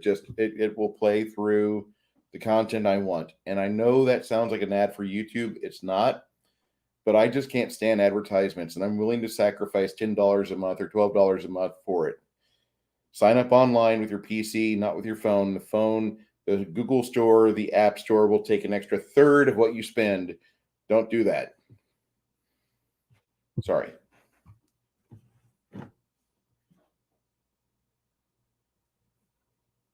George Carlin was very wise. Yes. Before there was woke, there was him talking about future woke.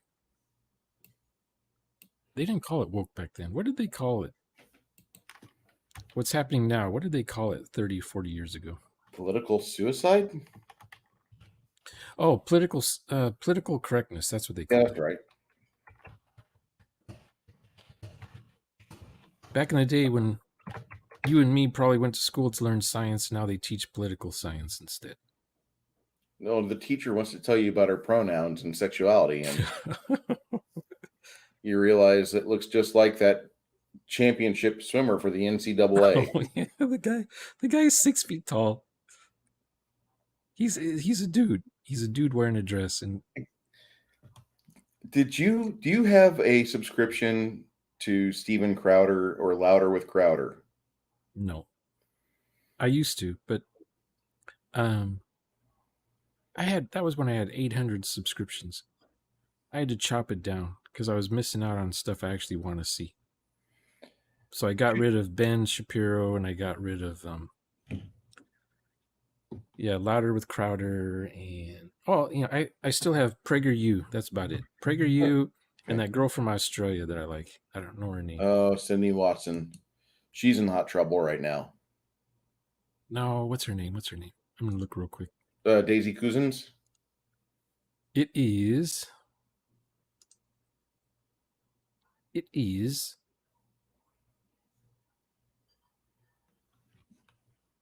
Sydney Watson. Yeah, Sydney Watson. She had a stream 2 days ago where she was complaining about women that do ASMR on Twitch, where they slurp a microphone. and she just lost her fucking mind. She's like, what are these women thinking? Why are they doing this? And she didn't think that it caused them to make money. She's just looking at it from an outsider looking in, like, are you retarded? Why are you licking your microphone? That's got germs on it. That's disgusting. You don't want a bunch of creeper men on you. And she's looking at it from the outside. She doesn't see that. Yeah, you can't go into a Twitch stream without the context. And Otherwise, you're like, what are you doing? What are you people doing? she got deplatformed off of Patreon because of that stream. And not that I'm going to cry for that, because if you're conservative politically, don't go on Patreon, because they're just going to cancel you and take away your stuff. Yeah, don't use Kickstarter. Don't use Patreon. No, don't do that. I'm amazed we're still on YouTube. I agree. I'm surprised I still have a channel. I'm watching it. I watch Comic Artist Pro Secrets. That's where I get most of my information now. Okay. Because I used to read Marvel and DC comics, so I'm curious as to what happened to the industry in the last 10 years. Because they made everyone in Marvel is gay and everyone in DC is gay now. All of it. I want to read about superheroes. I want to read about Lex Luthor having a giant weapon, and it causes viruses to appear mysteriously on the planet from out of China. And I want to know how Superman fixes it. But instead, I get to see that Superman goes to prison and gets raped. And I don't want to see that. You want to read about Superboy going to high school with Lex Luthor, and they're texting twat stuff back and forth to each other. And his guys dressed as twats. Or thoughts, or whatever. When I was a kid, you say, don't be a twat. It's probably a different meaning now. Draconic Cherub, yes. She had a YouTube video, and Patreon canceled her because of off-platform content, which is what Twitch does, YouTube does, and other social media services will do as well. Yeah, Sydney Watson, she got kicked off of Patreon yesterday because of hate speech. They looked at her YouTube account, and apparently everything she says is hate speech. And she's making money from her YouTube channel, and Patreon doesn't like that. Well, she has a subscribe star now, and I'm happy for her. I really like Sydney Watson, but she's part of the Blaze network, and I don't mind spending $100 a year to get all the content from the Blaze. That, you know, here's a podcast, thunk. Yeah. Here's another podcast. Here's 5 podcasts a day. Here's 7 podcasts a day. That's great. And Crowder 2 days ago did the ultimate in trolling. He got made up to look like a fat man in a dress. And then he went and he talked on a Zoom meeting about pronouns and how sexuality is, and how we need to have more fat acceptance. And this fat acceptance group, I want to say a fat acceptance guild, wrote Crowder and said, you are an authoritative voice. We want you to speak at this event. And he's like, look, Ma, I'm an authoritarian voice. I'm an actual blue check mark. And I'm watching this because I have 35 minutes to kill, and this is really good. And yeah, Calvinani, please watch that episode, because when you watch this episode, you're going about 20 minutes in. I want to bleed out my ears. I can't stand what he's saying. It's the absolute abuse of the English language. This is terrible, but he's going into how we need to not allow doctors to try to make people healthy. We need to let people just eat and perform what they want. Go ahead, 20 pounds of cheese down the top hatch. Don't worry if your asshole closes over. We'll get the surgeons to be fat accepting, and they'll core through your butthole and make you happy again. It's just the worst, most ludicrous shit. And at the very end, there's all these other blue-haired Landwells that are there. Oh my God, we love you, C. Matthews. C. Matthews, please come back. Please come back. And Make it fucking stop. Goddamn clown world.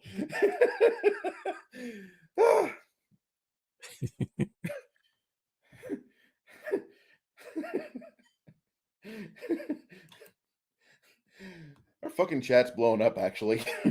um, which is probably the sign right before my YouTube gets disconnected. But I'm really it's up to everybody here in chat that enjoys tabletop games to allow your players to escape back to 1984 and playing a game where a woman with huge tits and very little chainmail covering the nipples is acceptable, where you're able to go out and have heterosexual relationships with attractive people and make big families and have that. Go ahead, put that escapism in your games, because before too long that's going to be horrible fan fiction and you're going to get lambasted, and they're going to make it illegal for you to do this. They're going to have whole blog posts Yeah, of how to yeah, make your world gay and fuck itself and continue to have generations of idiot fucking kids in your games. yeah. You can't write stories that take place in 1984 Earth. That decade is off limits. It's someone owns that IP. You can only if you do any 70s or 80s stories, they have to be about kids on bikes. It's always kids on bikes.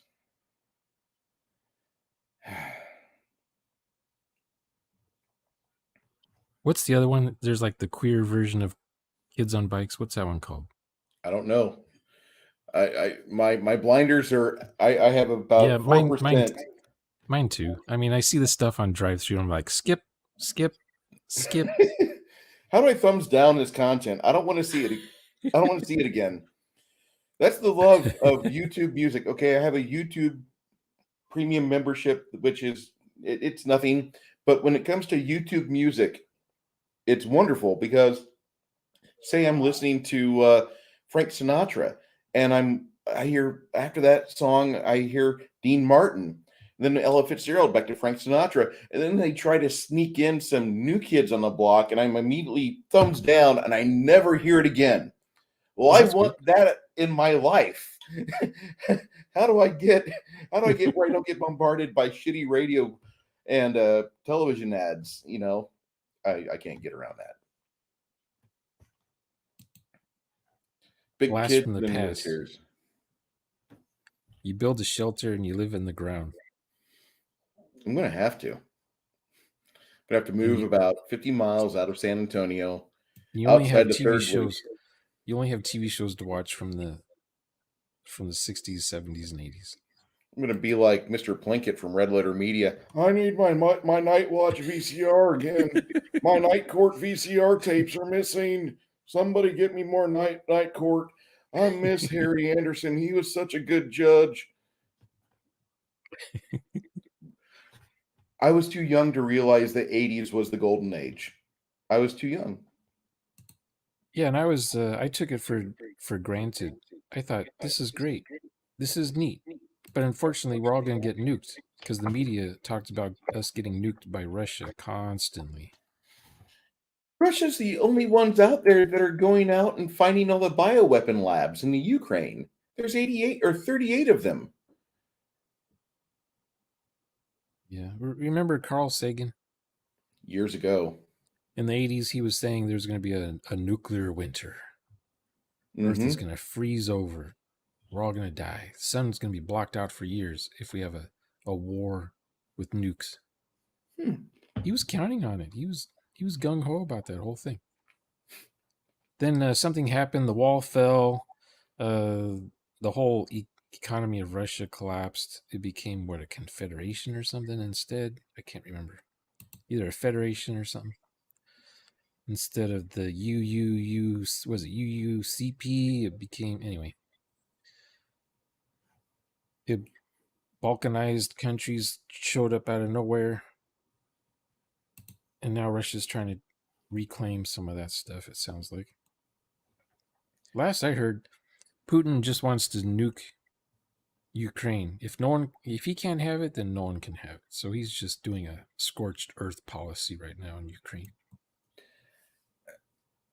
I don't have an opinion about it. everything I've seen makes me want to find more information before I officially go out there and condemn one side or the other. But Yeah. right now, I'm content to let that stay a regional row between two super neighbors. Yeah. And Russia, for all of their intimidation, for all of their good vodka, their combat results are pretty disappointing. And I can see why in Axis and Allies you could field hundreds of infantry and march them across Asia at no cost or worry that you would lose probably three-quarters of your forces before they got to the theater of action. Yeah. Yeah, I had Fortress America back in the 80s. That was a cool game. Wish I kept it. I do too, because I would love to play that. It's up to like edition 5 now. They keep updating the rules Oh because my. things change. Fortress Yeah, America. the first printing from Milton Bradley had Saddam Hussein on the box cover. It was. Michael Gray did that. We were his friends back then because he was against Iran. We were against Iran. So your enemy's enemy is your friend or something. Yeah. Then we found out in Afghanistan that doesn't work too well. No. There's about 140 different tribes. Good luck in making nice with half of them. Yeah, George Bush and his crazy idea of making a Disneyland in Afghanistan and in Baghdad during a war. Yeah, let's build Disneyland there. No. They have to surrender. You have to nuke them until they surrender. You have to obliterate everything until it surrenders. That's how you won Japan. That's how you won Germany. You just blow up Berlin until they surrender. Blow up Japan until they surrender. But with the Middle East, we just had a lukewarm fight with them and they never surrendered. And then we pull out. We freaking just pull out. Left Americans behind. That's crazy. But that's the new world order with Let's Go Brandon.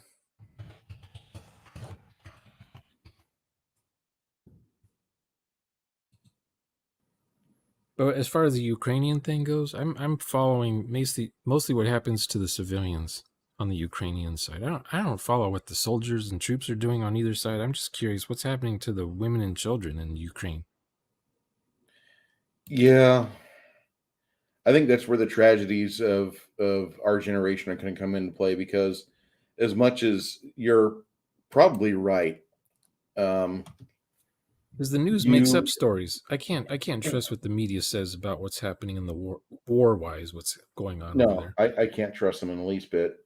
Um, there I know Poland is getting a ton of refugees importing into it just on foot, Yeah. but we don't have accurate tallies yet. The thing that I'm really upset about that nobody's focusing on is that we had the Ukraine, which was for decades it's been a shelter, an investment shelter used by the big media, big tech, big government types. They've been using that as their private laboratory. And Russia, as much as people hate what I'm about to say, Russia knows where the points of interest are in Ukraine and they're gunning for it. They're going for it. And they aren't that successful according to the big media, but I think they're getting hurt pretty bad. And it's going to pull us into something bigger. Um, I have to go for a moment. Can you entertain the chat for a couple minutes? Sure. Okay. I'll think of something. So who here plays D&D? I wonder. Hey, Baron, I would invite you in if I could. I don't have the power.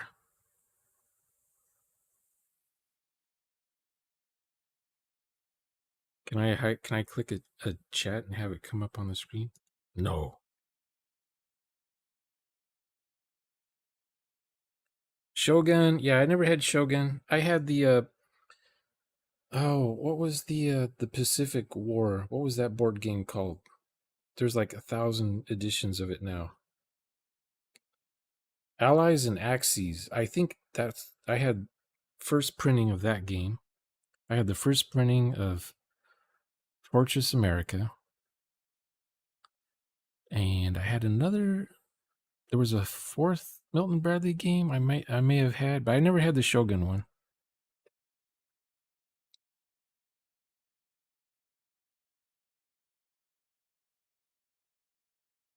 And then in the 90s, I bought all kinds of board games with the cool figures and everything, because I came from Risk. I'm Stratego and then Risk and then Allies and Axis. I made the jump to wargaming in a Target / Sears, what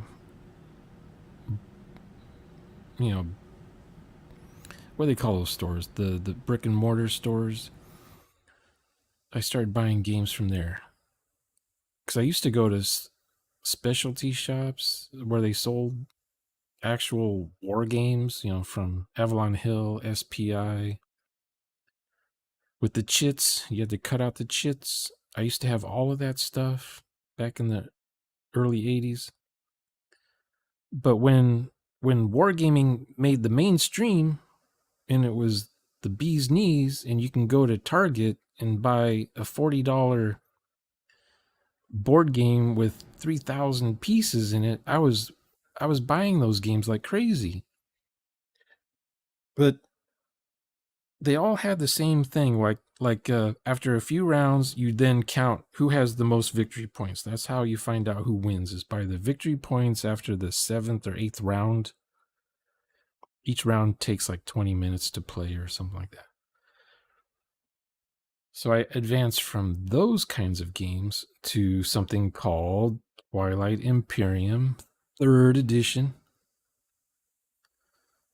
And that's the game where you can have 3 to 9 players, and the game takes 1 hour per player to finish. So if you have 3 players, you can play the game in 3 hours. If you have 9 players, you can play the game in 9 hours.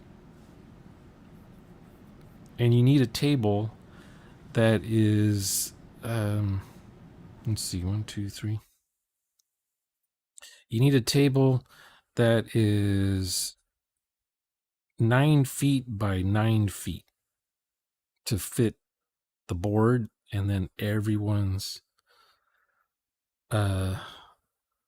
staging areas for their units. And that game had the best pieces, the best rules, the best map, the best art, the best card decks, the best rules. On my turn-based game blog, I actually posted a 1-page rules for Twilight Imperium. It's like a cheat sheet. It fit all in one PDF page. But now I just play that game solo now. There's no way you can find... There's no way, not in today's world, can you find players to sit for 8 hours and play Twilight Imperium. Because even if you have 4 players, it's going to take 8 hours to play the game because you're teaching the rules to the players as you play. So on a perfect day, everyone showing up to your house knows how to play the game already, so they don't have to learn anything. I agree. But which Axes and Allies, though? There's like 5 versions of that game.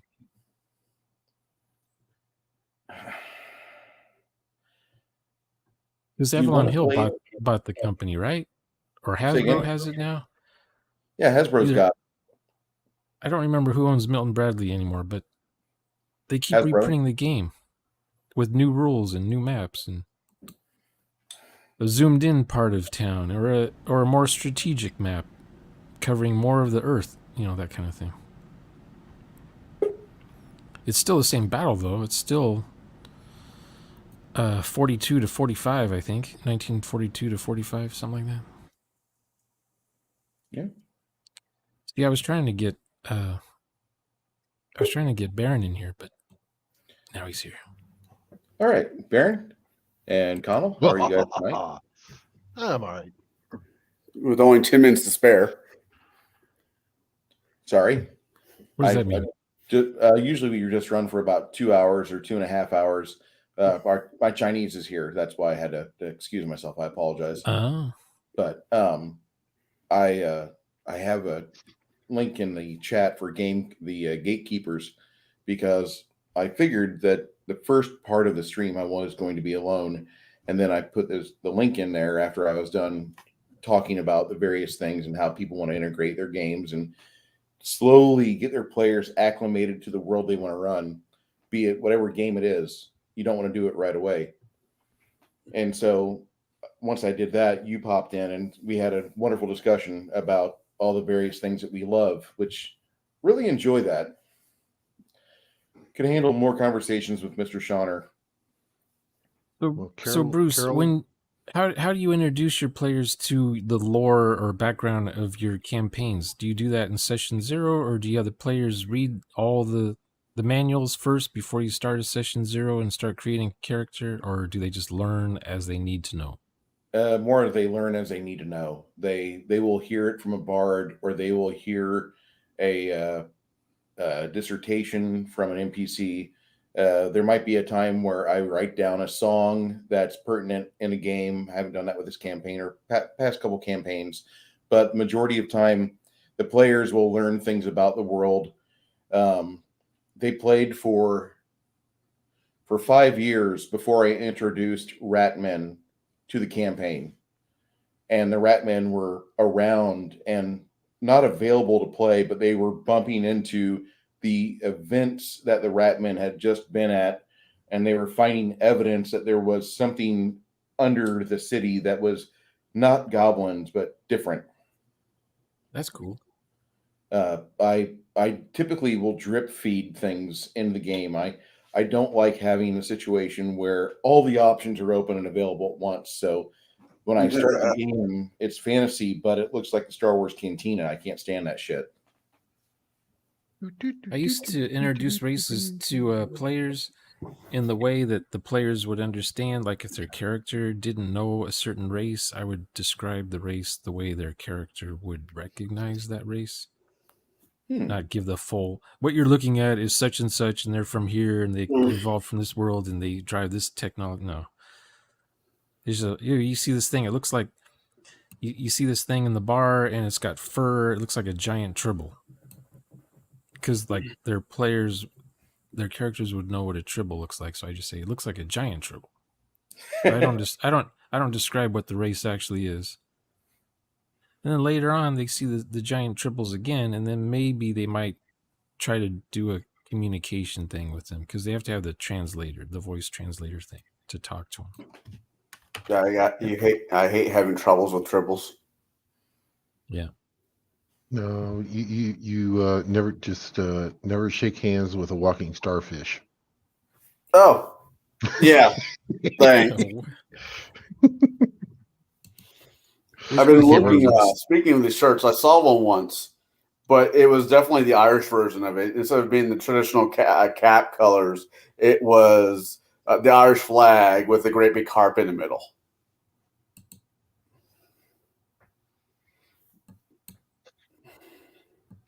Well, you don't. The frog. How long has Frog Gods material been around? They haven't been around. I mean, what, 10 years? They actually used to be Necromancer Games back in 2000. They were one of the first third-party providers for adventures. They wrote an adventure called The Sword of Freya, which was a hex crawl-based adventure where you went as first and second level characters across a few dangerous areas, and you had a few really neat encounters that they set up in the book, but they had no order for it because it's a hex crawl. You could go wherever you want to. Just here's your perimeter. Just fuck around in this area. Your first level. Remember that. And the players went out and they did that, and it got so popular that adventure actually netted them an Emmy award. ENNIE, I guess. You guys understand that the people at Drive Through RPG pretty much got birthed off of that. And Necromancer Games was famous because then they came out with Rapana Thuck, Part 1, and a lot of player characters died there. and then they eventually finished up part 2 and 3 over the next couple of years. But they were popular, and then the two men that were responsible for it, one of them became a judge in Clark County, Nevada, so he kind of had to give it up, and that's Clark Peterson, if I remember right. So Bill, the other owner, purchased his items and made a new company called Frog God Games. And instead of having Orcus for Necromancer Games being carried over as a mascot, they use Sarcophaga, the frog god. And they're publishing all the old stuff for 5th edition and Swords and Wizardry, which is their proprietary OSR game, which is great. If you want to play D&D that's written like a tech manual with zero flavor, Swords and Wizardry is your game. But you don't have to. If you have your older version of D&D, pull it out of the attic, pull it out of your crate, your milk crate you've got of old stuff, and play it. Right. You don't have to play 5th edition. Now, I know I jumped on here late, and I'm sorry about that. Bruce is just fired because he didn't throw the link in sooner. Yeah, I was trying to give him a little bit of breathing room before, we rail him any more than we normally do. Anyways. Well, we actually get to see him and not his hand. Right. Fucking That's Mr. Knuckles McGee. Anyways. I'm in a weird mood, so forgive me for that one. Or not. Fuck it. Anyways, no, you're talking about bringing new players into the D&D world. You two might know. I don't know if our Mr. Shauner. I mean, you've met maybe once or twice in the past. I have 3 kids, and when my 2 oldest is like, I want to play Dungeons & Dragons, I want to play Pathfinder, I went into my dusty ass DVD collection. Yes, children, DVDs were a thing. And I pulled out the old, although I don't want to talk about it. We won't talk about that until later on. I pulled out the old 1980s Dungeons and Dragons cartoon. Yeah, I got that right behind me somewhere. I told them straight out, we cannot play this until you watch the entire series. What? Oh, yeah. Episodes. Well, then you're not really completing the story arc, because there's a 28th episode, which is a radio play where they grab Sheila the Thief and they have her reprise her role. They have another character that he does all the other voices, and it's really cool. And there's a Brazilian Renault car commercial that is absolutely gold. I thought that was a movie trailer for a second. When I first saw it, I'm like, this is like movie trailer, third world country quality. Holy shit. Not as bad as some of those Indian superhero movies, but really good. Wait. I love Bollywood bad movies. You do? Yes, they're horrible. Oh, I see. I see what you mean. I get you.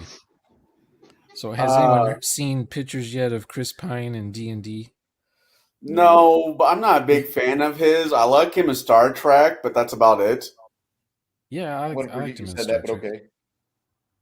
Hey, I've never been a big Shatner fan. Go ahead, Shauner. I apologize. Yeah, D&D's finished. They just haven't, because of COVID, they just haven't found a good release time yet for it in the theater. Never. So maybe this summer. Never. I don't. The cosplay costumes look. Do you remember a TV show called Wizards and Warriors from 1983? Had the same girl who played Julie on Newhart. And that show was a victim of 1983 because, I'm talking ancient history there, Cigar because DM. of the witch hunts and stuff. The witch hunts. Hey, I get it. They also had the Beirut hostage crisis. They had there was a hostage crisis, and then there was, I believe, a barracks bombing that happened. So every time this show was supposed to be on like Wednesday or Saturday night, whatever it was, we interrupt. Instead, there'd be a CBS News special, and Dan Rather be there sweating. I have to tell you, there's been something terrible that happened across the world, and this is more important than any commercial. Right. Yeah. Well, the Chris Pine movie, their costumes remind me of the ones used in Wizards and Warriors. Two VCRs. That was a Mel Blanc. That was a Mel. What was his name? Mel Brooks. Mel Brooks. Mel Brooks did that show, right? I don't. Or was think that Carl Reiner? I think it was Carl Reiner. It's Carl Reiner. Okay. was one of those guys. You know, it was a good show though. Yeah, it was. speaking of shows that got shows and movies that got post dated. I'm a Doctor Who fan. I'm a huge Doctor Who fan, and I thought it was always interesting. The day that the first episode was to air was the same day that Kennedy was assassinated. So they were going to cancel the show because there was no viewers. But everybody was watching what happened to CFJFK. So they tried like the next week over. And that's, they started growing a fan base. Well, that's kind of like there is a British comedy that ran for several seasons. Are You Being Served? It was one of those pilots that the BBC put out. And then that's when the Munich games happened, when the shootings and all that happened. Well, they had to fill the time because they suspended the Olympics. So they were pulling everything off the shelf that they had a pilot for that had never been shown. And actually it wound up running, I think, like 13 seasons or something like that. So I mean, it was just one of those things out of that tragedy, this show came about. Yeah, that was popular in the States like 30 years later. I think I've seen that show. I love that show. But Mrs. Slocum talking about her cat. It takes place in a shopping thing, like a mom and pop Bloomingdale's, expensive stuff. And there's different floors. You got the perfume guy, and you got the girl guy, the girl, whatever. The salesmen. It's all salesmen. It's like going up to Marshall's up in Chicago, Illinois, back in. Basically, yeah. It's kind of that same type of deal, and the first episode they moved the women's onto the floor where the men's ready wear is, and all kinds of craziness ensues. And jokes with knickers and things. Yeah. Oh yeah. It was Benny Hill humor, and it was amazing. And it was gossip. My grandpa used to tell me back in the day, back in the good days, back when when men were men and women stayed in the kitchen, as he would put it. You go shopping with your wives. That sounds like a drag, but if you go to the right store, they would pull you off to the side, and you were given a glass of whiskey, a cigar, and women go off and do what women thinks. And you got a free drink and a cigar. I'm like, why did that have to stop? I'll go shopping all the damn time. Anytime you want, dear, let's go shopping. They all died of cancer. Yeah. And their kids grew up to be hippies. Their kids are hippies. That's what happened. They're one of my favorite brands, Duke Cannon, has a TV commercial that's been aged to look like it's from 1986 with a girl that looks like she herself is from 1986. And they say, and bring the whole family. For Dad, we have a shot of whiskey and a free hot dog, limit one per family. One of the funniest things I've ever seen in a commercial. And it shows this McCormick grade whiskey. Do any of you remember when department stores had the coat rack and the hat rack areas? You came in the store? Yeah. Bergner's here in Peoria had that for a while. When you would leave the store, you'd get your hat and your coat. Those days are gone because now you've seen Walmarts, right? You've seen customers in Walmart. They're just the worst of the worst. They'll steal anything not bolted down in the store.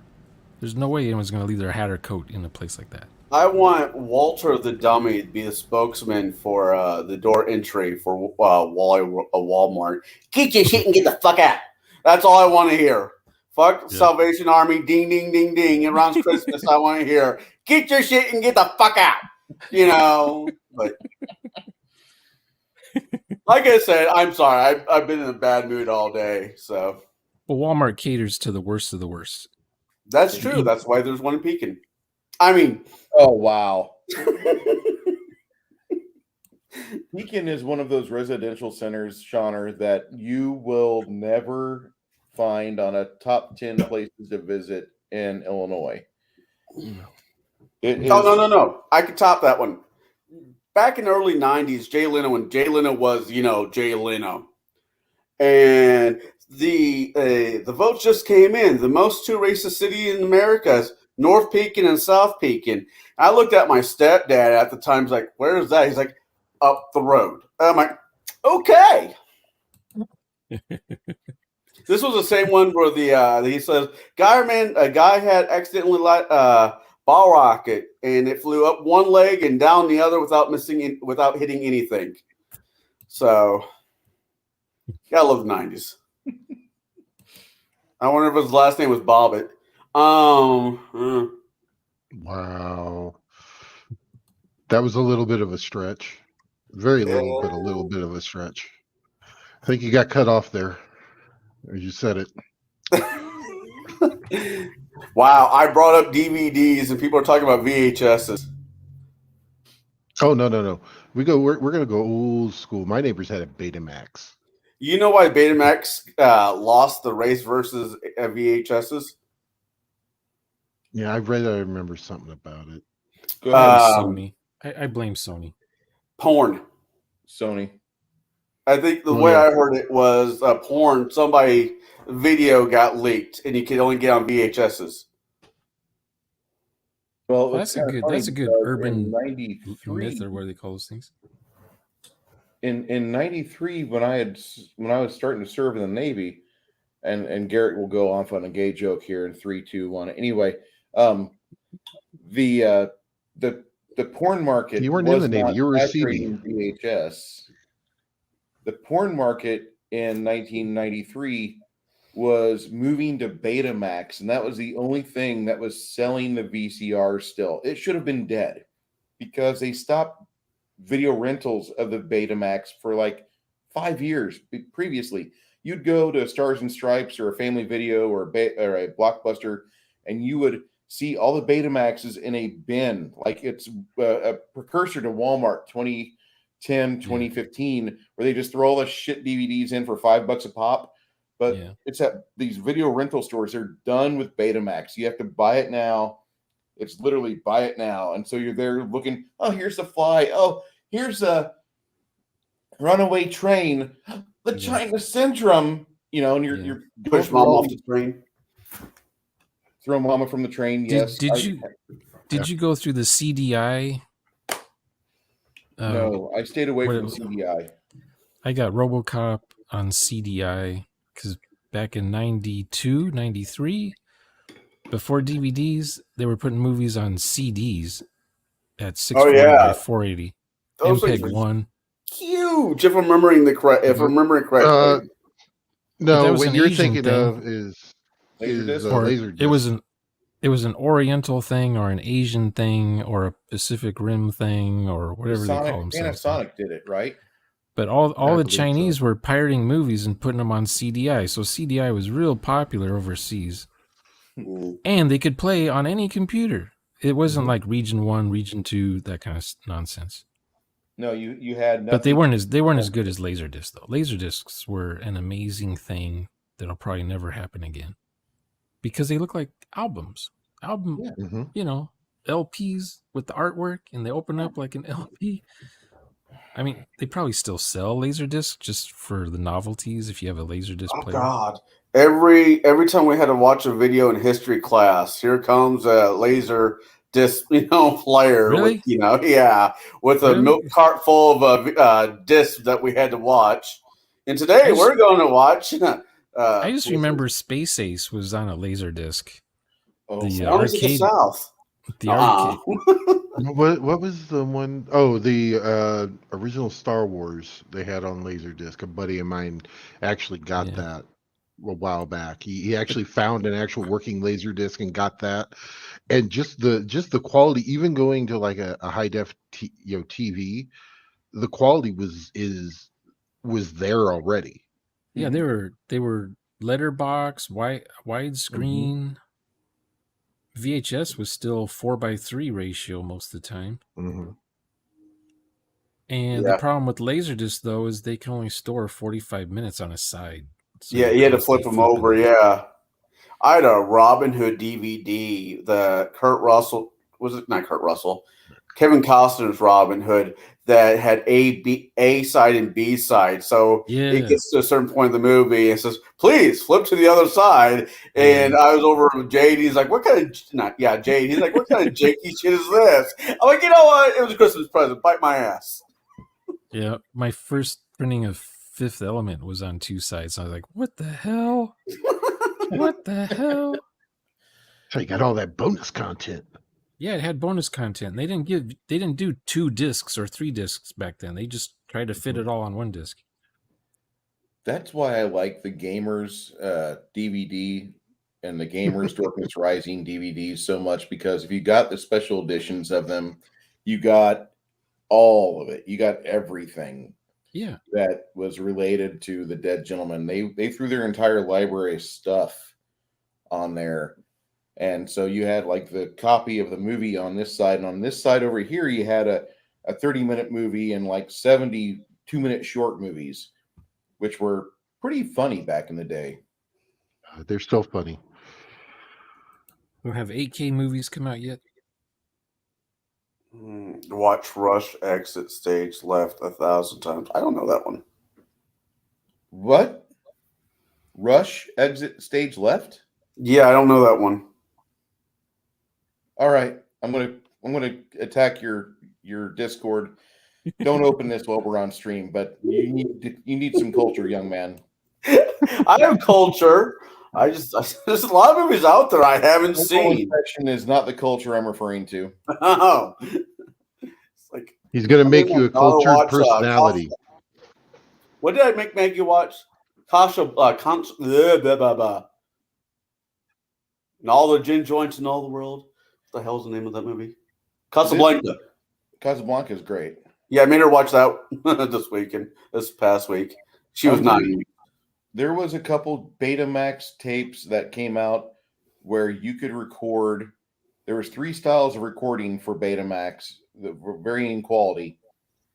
And the sharpest quality at one point got to where you could record at 480 by 360 by like crystal clear. Mm-hmm. Or TV with the bulb style televisions. You could do a 2-hour-long movie, or you could do a 6-hour-long, really crappy movie with horrible sound quality. Yep. That's when you're recording, Matlock and crap like that you don't care about. But if you're recording Gone with the Wind, you want it on the best setting ever. Yeah. I read the book, never saw the movie. You never saw Gone with the Wind? Yeah, I read the book. Never saw the movie. The 100th best movie ever made? It usually shows up on the AFI's top 100 films of all time.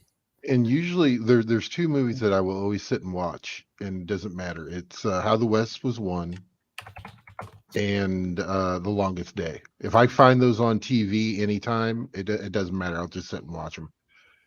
I was gaming with a group last night, and like old movies got brought up, and Godfather got brought up. I'm like, I've actually never seen Godfather Part 1, 2, or 3. Not because I don't want to. Hear me out. Not because I don't want to. Is just no one's ever had a copy that I could just watch. I don't want to watch it on TV. I want to watch it either on DVD or whatnot. Hey, Garrett. Yes. You're going to have to fix your Plex server for him, I think. Well, he doesn't have a login. Oh. I'm not one of the cool kids. He has an Sorry, ass. kid.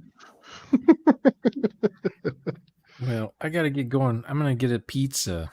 Shauner, you have a good night, man. It was great talking to you, and we need to do this more often, I think. Okay. If I've got to be in front of the camera and not painting figurines, I'll sacrifice one night a week. Yeah, I saw your face, so I came right in. Whoa. Whoa. What? Well, he saw his face without the wig on, so he knew it was I don't know if that makes it better or worse. I saw him with the wig on. Oh. God. And then he took it off and it's you were just shocked. well, like with role playing. If I'm role playing like this, I need to see people's faces. I don't want to be role playing with just avatars on the screen. That's fair. Anyway, I'll see you guys later. I get it. Shauner, thank you, sir.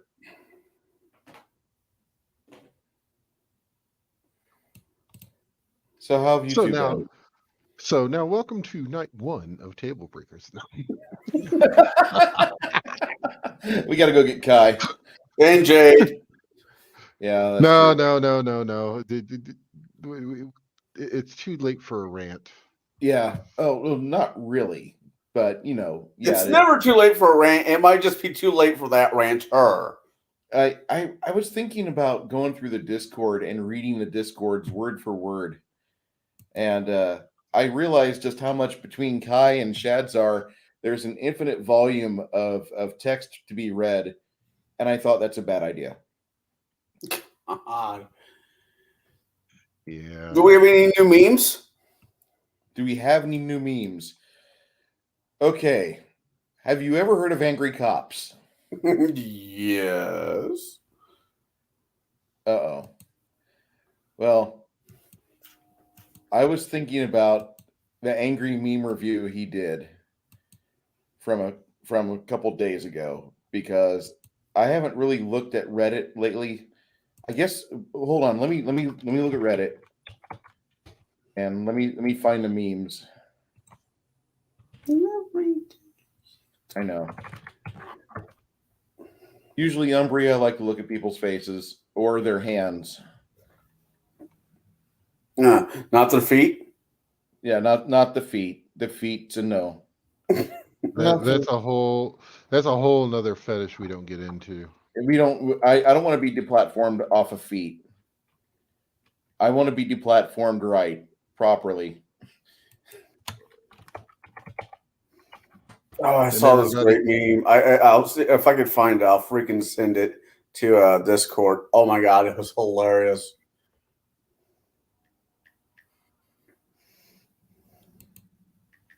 Hold on. Okay.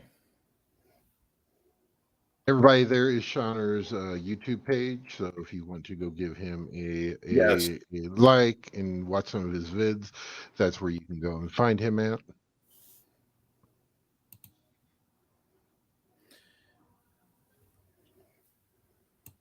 Okay. So I'm gonna. This is not our usual format that we do, but at the same time, not.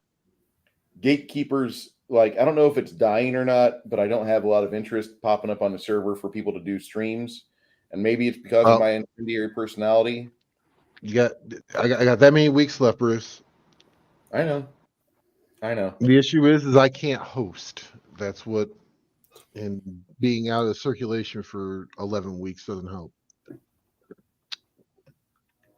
Umbry will do a Discord phone call, and we'll see how that goes. Because I've been on a stream with you before, and I didn't know. It was kind of weird. It was on a Legion of Myth stream, and I want to be respectful. So if anything, if we can go about it, we'll do a Discord server talk first, if that's okay with you. All right. We're memes. We're meme fans. I know this is probably going to alienate some of you. Hopefully, those of you that like great humor, I hope you guys can get into this because I find this shit to be funny. I hate humor. I know. Hate it. That makes so much sense. Shut up. Share screen. That screen. Where is that picture? Which picture? There's a meme that it's taken from a particular site adults can go to, and it has a tractor in front on a couch, and it has a row of tanks in the back. All right. No, see what I'm waiting for is after everything's done in Ukraine for the tank rides to start popping up.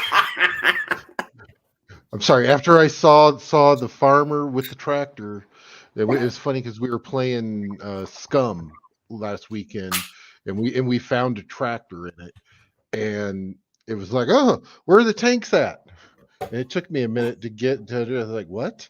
He goes, well, we got the tractor, and now we just need to find a tank to haul. I'm like, oh, that's so bad. I'm putting the link in chat for those of you that want to watch this later. we're going to review some stuff from Angry Cops right now. If you guys just let me know if there's anything going on in chat, because I'm not going to be multitasking off my phone. It's dead. So I'll get started now. I don't need you.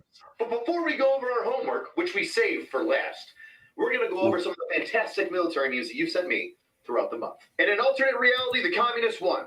Twitter is the only form of social media. Richard starts a channel called Angry KGB, talking about how capitalism is bad.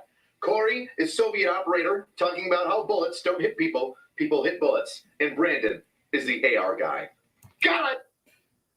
Do you guys know what he's talking about? I think so. Okay. There's a guy on here that's affiliated with him and Black Rifle Coffee and some other folks that's known as Brandon, the AK guy. He's big on the AK series of guns. He loves them. And then because of the Russia crap going on in Ukraine, there's a funny little meme that he just did where like literally they have a alternate reality. This guy here, he's a class act in my opinion. He talks a large amount about military and law enforcement because that's his primary jobs. He is a military boot camp instructor. His non-active duty job, he's a cop in Buffalo, New York. I don't understand how he gets away with it because New York is not a friendly place to cops, and the fact that he's got this channel not canceled on YouTube is crazy. But I think it's a very interesting thing that he's able to surf that. I wouldn't be able to do it. Is the AR guy. God, I love this meme. The black and white donut's face looking like Stalin. This, you fucking weirdos, you're gonna make me cry. You're gonna make me cry. So proud. The entire veteran community. Now, if you're not aware of this, that's Sarah Kavanaugh, a piece of shit. Stolen valor to its fucking core. I did a video about it a couple of weeks ago. The literally largest stolen valor fraud in all the United States history. And the next video upcoming, there's been some more information coming out, is going to be all about Sarah. Sarah Connor, or whatever her last name is, she basically got a job off of a fake DD-214 involved with a vet community. Claimed a bunch of injuries, a bunch of things, got a large settlement of money, and come to find out, she's just a regular civvy. So I'll put that link in chat here after we're done with this. So let's enjoy these memes about this piece of shit. Sarah Kavanaugh, what the hell are you? Angry Cops, your worst nightmare. Hey, I can't help it that I caught her shit. And I'm just happy that I can show the world that she's a fucking turd. And I'm so happy that the thing, justice is coming. Oh, I can't wait to tell you about it in the next video. That face when you fuck over the entire vet non-for-profit community. Take away resources from those in need. Fake being wounded in combat and having terminal cancer, all while stealing money from charitable organizations. Oh, I'm so excited. Apparently, he's got another video coming out in the next 24 hours. I can't wait for it to drop because I'm not emotionally invested into this until like about 3 weeks ago when I watched that video. And I'm like, I want this lady to burn of cervical cancer and fire and tentacles. There's not a single fucking thing about this person that's redeemable. And the fact that she's taken hundreds of thousands of dollars, which could have been properly appropriated to people in actual need instead of for that selfish bitch. Veterans getting ready to hunt down Sarah Kavanaugh. Pass the fucking 30-round magazine, bro! Ooh, we're doing leg shots. We're just aiming for legs. Oh, skip them off the ground and let them fragment. It's so exciting! POV.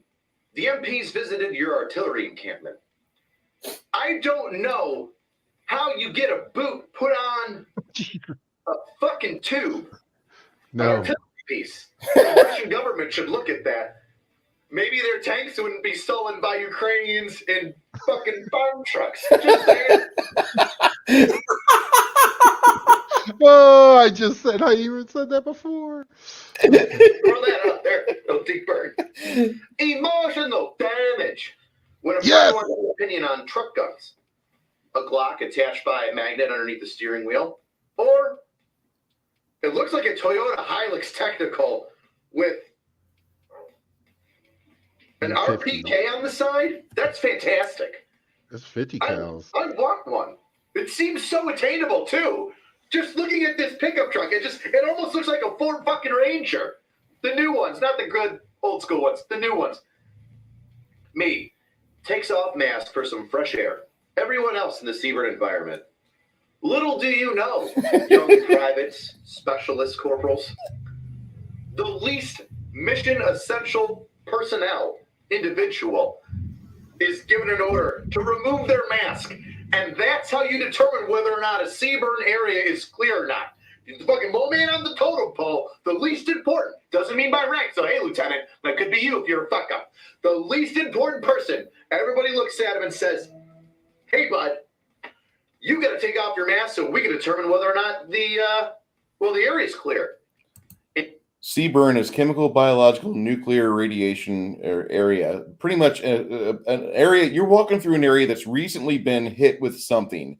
And we got to figure out which one of us is not going to be that impactful later on. So if you're going to fuck up all this point, you are going to be making yourself exposed to the elements. We get to keep our stuff on. Enjoy. We need another red shirt. Yeah. And, well, God bless you. They've probably taken your gun and ammo away by then. So good luck. Hold your breath as long as you want. Random person. You can't taste a picture. Me. Bullshit. If you are thirsty as fuck on a hot day or a hydration formation, nothing tastes sweeter than water from a canteen. It's like hose water. Just something dirty and delicious about it. Like a one-night stand going raw dog. Dirty and delicious. Oh, God. You have a problem if no one else can help. And if you can find them, maybe you should hire the U-Team. Bum, ba, bum, bum, ba, bum, bum. The big one shot his fucking face off, yeah. Don't it is cool. Brandon won't make an AK, and the bald guy gets loud and do. That's my song. Russian military propaganda. Russian military logistics. It's Skip Bug Day. Leg to stand on, but don't change. Now the moment you've been waiting for, your homework. Well, your homework submissions. And there were quite a few, and a lot of them were really good. So we got quite a few to go through. We're going to do a little rapid fire, all right? Because I need to get through some of these because they're good. Quantity and quality? Who would have thunk? Harry Potato, did you put your name into the recruiting office of fire? This is so good. Look at the quality of this fucking meat.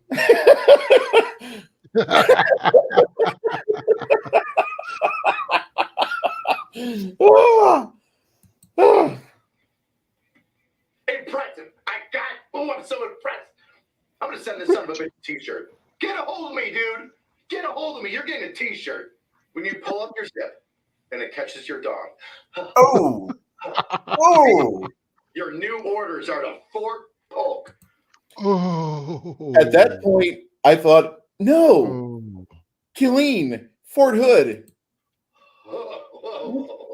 No. God, what's Polk was worse, not good Polk either. or Hood? How much worse worker food? You decide.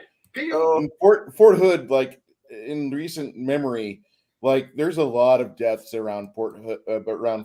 Okay, like that's not even polite. Yeah. I'm so sorry for those of you that serve there. Hood. When you want to die and the other one you end up dead. You decide. POV, your first time watching Two Girls, One Cup. When he mentions BAH.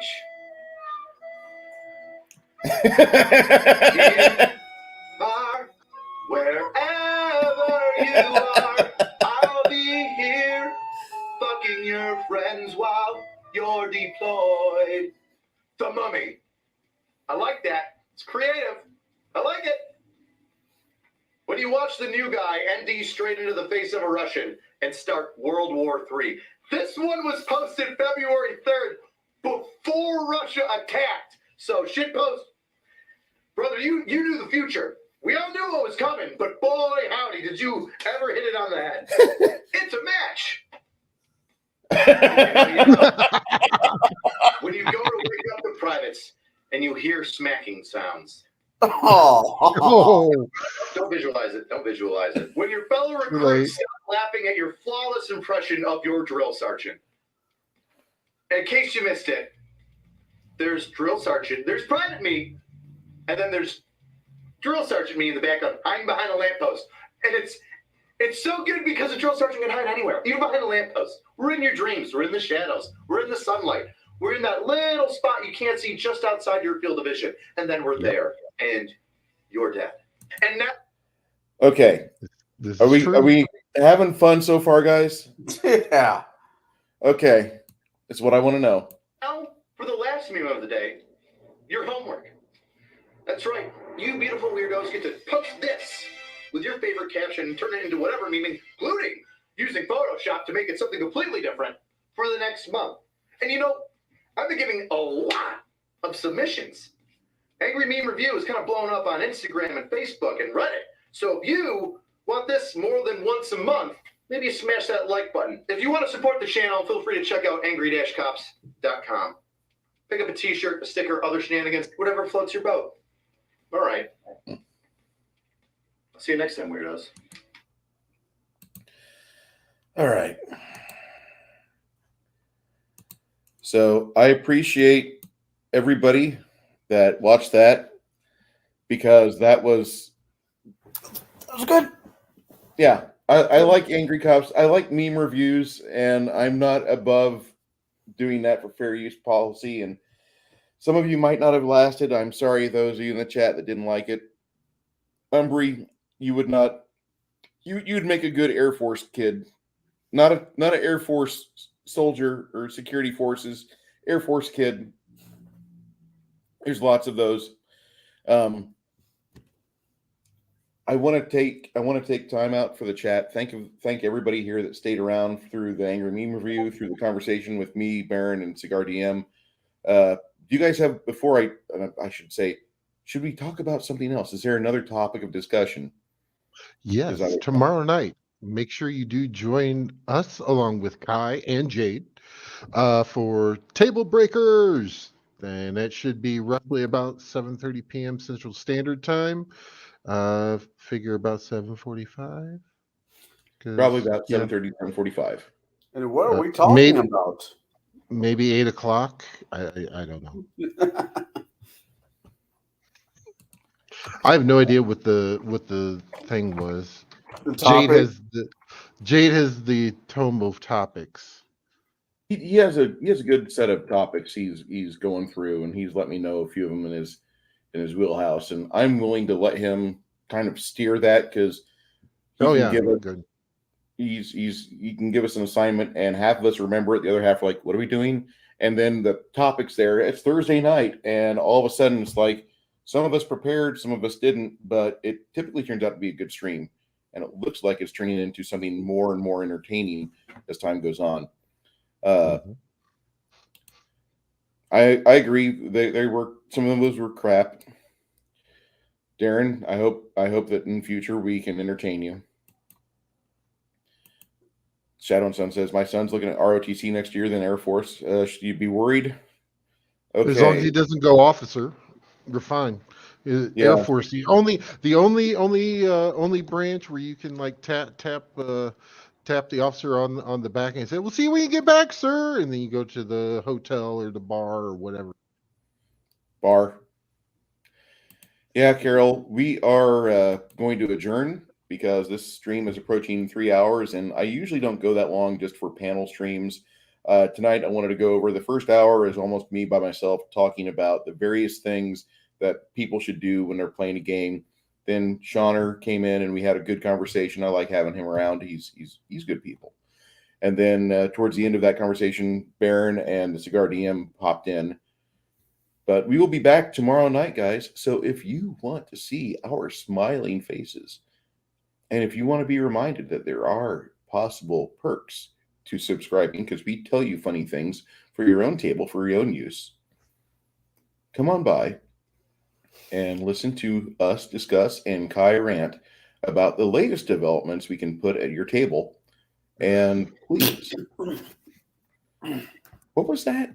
That was my nose. That was my nose. Carol, you entertain a lot of people, though. Thank you. Yes, nefarious things, and appreciate that, Shadow and Sun.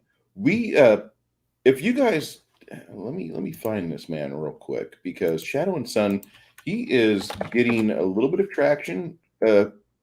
He's got a good channel. Him and his son both host a miniature and gaming review. He Nice. just had an episode pop out today, TAC reading for Dungeons and Dragons. And I suggest for those of you that play any edition of D&D, go give it a watch. There is the link for Shadow and Sun's channel. And I would implore all of you guys to subscribe to him. Give him a watch a few times a week. He's got some good content. And I really hope that everybody here is back in 24 hours. We will see you then. It's been a pleasure and an honor to be with you guys. Thank you so much, chat. Without you, we would have just a conversation among ourselves.